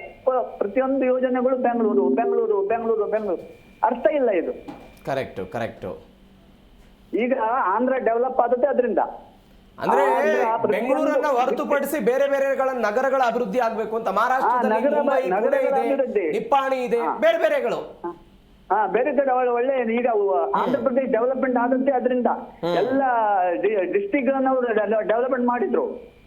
ಇವರು ಬೆಂಗಳೂರು ಎಲ್ಲ ಬೆಂಗಳೂರು ತಂದು ಹಾಕೊಂಡ್ರೆ ನಾಳೆ ಬೆಂಗಳೂರು ಬಾಂಗ್ಲಾ ಆಗ್ತದೆ. ಬರ್ದಿಟ್ಕೊಳ್ಳಿ ಒಂದು 5 ವರ್ಷ ನಂತರ. ಎಸ್ ಸರ್, ನೋಡೋಣ ಏನಾಗುತ್ತೆ ಅಂತ. Thank you so much G Kannada ಜೊತೆ ಮಾತನಾಡಿದ್ದಕ್ಕೆ. ನಾಗರಾಜ್ ಅವರೇ, 1-1.5 ವರ್ಷದ ಹಿಂದೆ ಬೆಂಗಳೂರಿನ ಸಮೀಪದಲ್ಲಿರುವಂಥ ದೇವನಹಳ್ಳಿಯಲ್ಲಿ 1,777 ಎಕರೆ ಒಂದು ಯಾವುದೋ ಡಿಫೆನ್ಸ್ ಪಾರ್ಕ್ ಅನ್ನು ನಿರ್ಮಾಣ ಮಾಡಬೇಕು ಅಂತ ಭೂಸ್ವಾಧೀನಕ್ಕೆ ಅಲ್ಲಿಯ ರೈತರು 1,000ಕ್ಕೂ ಅಧಿಕ ದಿನಗಳ ಕಾಲ ನಿರಂತರವಾಗಿ ಹೋರಾಟ ಮಾಡಿದ್ರು ಸರ್. ಅವ್ರದ್ದೊಂದು ಆತಂಕ ಇತ್ತು. ದೇವನಹಳ್ಳಿಯಲ್ಲಿ ಅಂತಾರಾಷ್ಟ್ರೀಯ ವಿಮಾನ ನಿಲ್ದಾಣ ಆಗಬೇಕು ಅನ್ನೋ ಕಾರಣಕ್ಕಾಗಿ ಹಿಂದೆ ನಾವು ಭೂಮಿ ಕೊಟ್ಬಿಟ್ವಿ. ಇವತ್ತು ಒನ್ಸ್ ಅಗೇನ್ ಯಾವುದೋ ಒಂದು ಏರ್ ಡಿಫೆನ್ಸ್ ಪಾರ್ಕ್ ನಿರ್ಮಾಣಕ್ಕಾಗಿ ನಾವು ಒನ್ಸ್ ಅಗೇನ್ ಭೂಮಿ ಕೊಡೋದಕ್ಕೆ ಹೋದ್ರೆ ನಮ್ಮ ರಟ್ಟೆಗೆ ಹೊಡ್ತಾ ಬೀಳುತ್ತೆ, ನಮ್ಮ ಶಕ್ತಿಗೆ ಹೊಡ್ತಾ ಬೀಳುತ್ತೆ, ಯಾವುದೇ ಕಾರಣಕ್ಕೂ ಭೂಮಿ ಕೊಡಲ್ಲ ಅಂತ ಸರ್ಕಾರ ಹಿಂತೆಗೆದುಕೊಳುತ್ತೆ ಸರ್. ಅವತ್ತು ನೋಟಿಫಿಕೇಶನ್ ಹಿಂತೆಗೆದುಕೊಳ್ತು. ನಿಮ್ಮ ಹೋರಾಟ ಸರ್? ನೋಡಿ ಸರ್, ಇದು ನೀವು ಹೇಳಿದಲ್ಲ ದೇವನಹಳ್ಳಿ ಹೋರಾಟ. ದೇವನಹಳ್ಳಿ ಹೋರಾಟದಲ್ಲಿ ಏನಾಯ್ತು ಅಂದರೆ, ನೋಡಿ ಅವರು ಹೋರಾಟ ಮಾಡ್ತಿರೋ BJP ಗೌರ್ಮೆಂಟ್ ಇದ್ದಾಗ ಇದೇ ಸರ್ಕಾರದವ್ರು ಹೋದ್ರು, ನಮ್ಮ ಸರ್ಕಾರ ಅಧಿಕಾರಕ್ಕೆ ಬಂದರೆ ನಿಮ್ಮ ಭೂಮಿಗಳನ್ನ ಬಿಡ್ತೀನಿ ಅಂತಂದ್ರು. ಯಾರು? ಕಾಂಗ್ರೆಸ್ನವರು. ಹೋದವರು ಗೆದ್ದಾದ್ಮೇಲೆ ನೀವು ಬಿಡ್ಬೇಕು ತಾನೆ? ಹೌದು. ನೀವೇನು ಮಾಡಿದ್ರಿ ಮತ್ತೆ? ನೀವು ಅಕ್ವೈಷನ್ ಮಾಡಕ್ ಹೋದ್ರೆ ಅವಾಗ ನೀವು ಸಿಹಾಕೋಗ್ಬಿಟ್ರೆ. ಸ್ವತಃ ಸಿದ್ದರಾಮಯ್ಯನವರು ರೈತರೆಲ್ಲ ಕರೆಸಿ ಮಾತನಾಡಿ ಅಲ್ಲಲ್ಲ, ನೀವು ಎಲ್ಲಿ ಬಿಟ್ರಿ? ನೀವು ಫಸ್ಟು ಅಧಿಕಾರಕ್ಕೆ ಬಂದ್ಮೇಲೆ ಫಸ್ಟ್ ನೀವಾಗ ನೀವು ಬಿಟ್ಟಿದ್ರೆ ಇನ್ನೂ ಒಂದು ಒಳ್ಳೆ ಮರ್ಯಾದೆ ಇರ್ತಿತ್ತು. ನೀವು ಮತ್ತೆ ಅಕ್ವೈಷನ್ ಮಾಡಕ್ ಹೋದ್ರೆ ಅವಾಗ ಅವರು ಜಾಸ್ತಿ ರೈಸ್ ಮಾಡಿದ್ರು. ಅವಾಗ ಯಾವಾಗ ಪ್ರತಿಭಟನೆ ಇನ್ನೂ ಜಾಸ್ತಿ ಆಯಿತು, ಅವರಲ್ಲಿ ಸಿದ್ದರಾಮಯ್ಯವರೇ ಬಂದು ತೋರಿಸಿದಂತ ನಮ್ಮ ಅಧಿಕಾರ ಬಂದು ಬಿಟ್ಬಿಡ್ತೀವಿ ಅಂತ ತೋರಿಸಿದ ವಿಡಿಯೋಗಳಂತ ಎಲ್ಲ ಶೋ ಅಪ್ ಆಯಿತು. ಅವಾಗ ಇವ್ರಿಗೆ ಮುಖಭಂಗ ಆದಂಗೆ ಆಯಿತು, ಬಿಟ್ಟರು. ಅವಾಗ ಇಲ್ಲೂ ಅಷ್ಟೇ ನೋಡಿ, ಇವತ್ತು JDS ಅಂತವ್ರೆ, BJP ಅವರು ಅಂತಾರೆ ನಾವು ಇದು ಭೂಮಿಲಿ ಬಿಟ್ಬಿಡ್ತೀವಿ ಅಂತ. ನಾಳೆ ದಿವಸ ಅವರು ಮಾಡೋಕೆ ಹೋದ್ರೆ ಅದೇ ಕೆಲಸನೇ ಆಗೋದು.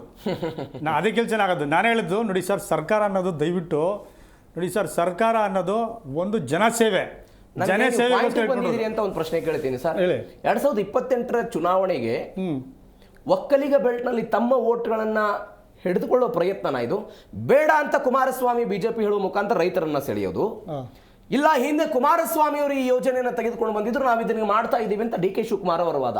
ಅಂದ್ರೆ ಚುನಾವಣಾ ದೃಷ್ಟಿಯಿಂದ ಆಗ್ತಿರುವ ಗಿಮಿಕ್ ಇದು ಸರ್. ಇದು ನಾವು ನಮಗೆ ಗೊತ್ತಿರೋ ಹಾಗೆ ದೊಡ್ಡ ಪ್ರತಿಷ್ಠೆ ಆಗಿಬಿಟ್ಟಿದೆ. ಆದರೆ ನಿಜವಾದ ಇದು ರೈತರ ಹೋರಾಟ ಸರ್. ಇದನ್ನು ಟ್ವಿಸ್ಟ್ ಮಾಡಿದವ್ರು ಇವರು. ಇದನ್ನು ಟ್ವಿಸ್ಟ್ ನೋಡಿ ಸರ್. ನಾನು ನನ್ನನ್ನು ತೋರಿಸಲಿ, ನನ್ನನ್ನು ನೋಡಿ, ಆ ಗ್ರಾಮದವ್ರು ಯಾರಾದ್ರೂ ಒಬ್ಬರು ನಾನು ಯಾವ ಪಕ್ಷಕ್ಕೆ ಸೇರಿದವನು ಅಂತ ಯಾರಾದ್ರೂ ಒಬ್ಬರು ಹೇಳಿ. ನಾನು ನೋಡಿ ಸರ್, ನಾನು ಯಾರು DK ಸುರೇಶ್ ಅವ್ರಿಗೂ ಓಟ್ ಹಾಕಿದ್ದೀನಿ ಸರ್. ಮೊನ್ನೆ DK ಸುರೇಶ್ ಅವ್ರು ಹೇಳ್ತಿದ್ರು ಅಲ್ಲಿ ಕೂತಿರೋರೆಲ್ಲ JDS ಅಂತ. ನೀವು ಹಂಗೆ ಹೇಳಿದ್ರೆ ನಾನು ಹಾಕಿರೋ ಮತಕ್ಕೆ ನಿಮ್ಗೆ ಅವಮಾನ ಆಗುತ್ತೆ. ಚುನಾವಣೆಯಲ್ಲಿ ಕಾಂಗ್ರೆಸ್ ಓಟ್ ಹಾಕಿದ್ದೀನಿ, ಆದ್ರೆ ಕಾಂಗ್ರೆಸ್ನವರು ಹೇಳ್ತಾ ಇದ್ದಾರೆ ಇದರ ವಿರುದ್ಧ ಪ್ರತಿಭಟನೆ ಮಾಡ್ತಾ ಇರೋ JDS ಪಕ್ಷದ ಕಾರ್ಯಕರ್ತರು ಅಂತ. ಇವತ್ತು ನಮ್ಮ ಪ್ಯಾನಲ್ ನಲ್ಲಿ ಕುಳಿತು ಮಾಡ್ತಾ ಇರುವಂತಹ ರೈತರು ಕಾಂಗ್ರೆಸ್ ಓಟ್ ಹಾಕಿದಾರಂತೆ, ನಾನು JDS ಅಲ್ಲ ಅಂತ. ಬಟ್ ಸರ್ಕಾರದ ನೀತಿಯನ್ನು ನಾನು ವಿರೋಧ ಮಾಡ್ತೀನಿ ಅಂತ ಹೇಳ್ತಿದ್ದಾರೆ. ಹೌದು ಸರ್. 2006ರಲ್ಲಿ ಕುಮಾರಸ್ವಾಮಿ ಅವ್ರಿಗೆ ಓಟ್ ಹಾಕಿದ್ದೀನಿ ಸರ್. ನನ್ನ ಅವ್ರ ಮುಖ್ಯಮಂತ್ರಿ ಹಾಕಿ ನಂದು ಒಂದು ಓಟ್ ಕಾರಣ ಸರ್. DK ಸುರೇಶ್ ಅವರು ಮೆಂಬರ್ ಆಫ್ ದಿ ಪಾರ್ಲಿಮೆಂಟ್ ಆಗ್ಬೇಕಂದ್ರೆ ನಂದು ಒಂದು ಓಟ್ ಕಾರಣ ಸರ್. ಬೇಕಾದ್ರೆ ಚೆಕ್ ಮಾಡ್ಕೊಳ್ಳಿ ಅವರು. ಇತ್ತೀಚೆಗೆ ನಮ್ಮ ಡಾಕ್ಟರ್ ಮಂಜುನಾಥ್ ಅವ್ರದ್ದು ಸರ್. ನಮ್ಗೆ ಯಾವ ಪಕ್ಷ ಕಟ್ಕೊಂಡು ನಮ್ಗೇನು ಆಗ್ಬೇಕಂತಿಲ್ಲ ಸರ್. ಇಲ್ಲಿ ನೀವು ಜನ ಅಭಿಪ್ರಾಯಕ್ಕೆ ನೀವು ಮನ್ನಣೆ ಕೊಡಿ. ಸರ್ಕಾರದವರು ಜನಗಳ ಅಭಿಪ್ರಾಯಕ್ಕೆ ಮನ್ನಣೆ ಕೊಡಿ. ಅದು ಬಿಟ್ಟುಬಿಟ್ಟು ನೀವು ಅವ್ರ ಮೇಲೆ ಇವ್ರು ಒರೆಸ್ಕೊಂಡು ಇವ್ರ ಮೇಲೆ ಅವ್ರು ಒರೆಸ್ಕೊಂಡು ಯಾಕೆ ಈ ಹೋರಾಟದ ದಿಕ್ಕನ್ನು ತಪ್ಪಿಸ್ತಾ ಇದ್ದೀರಾ? ಈ ಹೋರಾಟದ ಹೊರತಾಗಿಯೂ ಕೂಡ ಇದೀಗ 518 ಎಕರೆ ನೋಟಿಫಿಕೇಶನ್ ಆಗಿದೆ, ಅದ್ರ ಕತೆ ಏನೀಗ ಸರ್? ಅದೇ ನಾನು ಕೇಳ್ತಾರೆ ಸರ್. ಈಗ ನೋಡಿ ಸರ್, ಈಗ ನೀವು HD ಕುಮಾರಸ್ವಾಮಿ ಅವ್ರ ಬಗ್ಗೆ ಹೇಳ್ತಿರಲ್ಲ. ಕುಮಾರಸ್ವಾಮಿ ಆದರೂ ಒಂದು ಮಾನವೀಯತೆಗಾದರೂ ಒಂದು 2 ಸಲ 3 ಸಲ ಮೀಟಿಂಗ್ ಕರೆದಿದ್ದಾರೆ. ಯಾಕೆ ಬಾಲಕೃಷ್ಣ ಅವ್ರು ಹೇಳಿ MLA ಸರ್. ಆ ಮನುಷ್ಯ ಒಂದು ದಿವಸಕಾರ ಬಂದ್ರೆ ಕೇಳಿ ಸರ್. ಇವ್ರು ನಿಜವಾಗ್ಲೂ ಸಂವಿಧಾನ ಪಾಲನೆ ಮಾಡ್ತಾವ್ರ ಸರ್? ಇವರು ಯಾರು ಕೇಳೋರಿಲ್ವಲ್ಲ ಸರ್ ಇವ್ರನ್ನ? ಅಲ್ಲಿ ರೈತರು ಪ್ರತಿಭಟನೆ ಮಾಡ್ತಾವ್ರೆ. ಇರಪ್ಪ ನನ್ನ ಆ ಕ್ಷೇತ್ರದ MLA ಅಲ್ಲಿ ಹೋಗೋಣ ಅನ್ನೋದು ಒಂದು ಇಲ್ಲ ಇವ್ರಿಗೆ. ಅದು ಬಿಡಿ ಸರ್, ಅವ್ರನ್ನೇ ಕೇಳಿ ಸರ್. ಯಾರು ನಮ್ಮ ಇವರು ಕುಮಾರಸ್ವಾಮಿ ಅವ್ರು ಮುಖ್ಯಮಂತ್ರಿ ಆಗಿದ್ದಾಗ ಅವರು ಅದನ್ನ 2 ಸಲ ಮೀಟಿಂಗ್ ಕರೆದಿರಲ್ಲ ಅಂತ. ಇವರು ಒಂದು ಮಾನವೀಯತೆಗಾದ್ರು ಕರೆದ್ರೆ ಸರ್. ನಮ್ಮನ್ನ ಇವರು ಯಾರು ನಮ್ಮ ಮುಖ್ಯಮಂತ್ರಿಗಳು ನಮ್ಮ ಇವರು DK ಶಿವಕುಮಾರ್ ಅವರು ಕರೆದ್ರು 10-15 ಜನ ಬನ್ನಿ ಅಂತ. ಕೊನೆಗೆ ಏನ್ ಹೇಳ್ತಾರಂದ್ರೆ, ಸಾಧ್ಯವಾದರೆ ನಾನು ಡಿನೋಟಿಫಿಕೇಶನ್ ಮಾಡ್ತೀನಿ, ನನ್ನ ಕೈಲಿಲ್ಲ ಸರ್, ಡಿನೋಟಿಫಿಕೇಶನ್ ಮಾಡೋ ಅಂತ ಅವಕಾಶ ನನ್ನ ಕೈಲಿಲ್ಲ ಅಂತ ಹೇಳ್ತಾರೆ. ನಾನು ಅದಕ್ಕೆ ನಿಮ್ಗೆ ಕೇಳೋದು ಸರ್, ಈಗ ಸರ್ಕಾರ ಕಾನೂನು ಎಲ್ಲ ಏಂತಿಗೆ ಸರ್ ಮಾಡಿರೋದು? ಜನಗಳಿಗೋಸ್ಕರ ಅಲ್ಲ ಸರ್. ಜನಾಭಿಪ್ರಾಯ ಬೇಡ ಅಂದಮೇಲೆ ನೀವು ಯಾಕೆ ಡಿನೋಟಿಫಿಕೇಶನ್ ಮಾಡೋಕ್ಕಾಗಲ್ಲ ಸರ್? ನೋಡೋಣ ಏನಾಗುತ್ತೆ ಅಂತ. Thank you so much Nagaraj ಅವರೇ, ಇಷ್ಟೊತ್ತು ಜೀಕರಣ ಜೊತೆ ಮಾತನಾಡಿದ್ದಕ್ಕೆ, ನಿಮ್ಮ ಅಭಿಪ್ರಾಯ ಹಂಚಿಕೊಂಡಿದ್ದಕ್ಕೆ ಥ್ಯಾಂಕ್ ಯು ಸೋ ಮಚ್. ರೈತರ ಹೋರಾಟ ಮಾತ್ರ ವಾಸ್ತವದಲ್ಲಿ ಜ್ವಾಲೆಯಂತೆ ಉಕ್ತಾ ಇದೆ. ಈ ಹೋರಾಟ ಏನಾಗುತ್ತೆ? ದೇವನಹಳ್ಳಿಯ ಹೋರಾಟದಂತೆ ಇಡೀ ಐತಿಹಾಸಿಕ ಹೋರಾಟವಾಗಿ ಮಾರ್ಪಟ್ಟು ಸರ್ಕಾರ ತನ್ನ ನಿರ್ಧಾರದಿಂದ ಹಿಂದೆ ಸರಿಯುವಂಥ ಹೋರಾಟವಾಗಿ ಮಾರ್ಪಡುತ್ತಾ? ಇದಕ್ಕೆ ಕಾಲವೇ ಉತ್ತರ ಕೊಡಬೇಕು. ಸರ್ಕಾರ ಏನು ಮಾಡುತ್ತೆ ಕಾದು ನೋಡೋಣ. ಇದರೊಂದಿಗೆ ಇವತ್ತಿನ ಮೆಗಾ ಸುದ್ದಿಯನ್ನು ಮುಗಿಸ್ತಾ ಇದ್ದೀನಿ. ನೋಡ್ತಾ ಇರಿ ಜೀಕರಣ ನ್ಯೂಸ್, ಸತ್ಯವೇ ಸುದ್ದಿಯ ಜೀವಾಳ.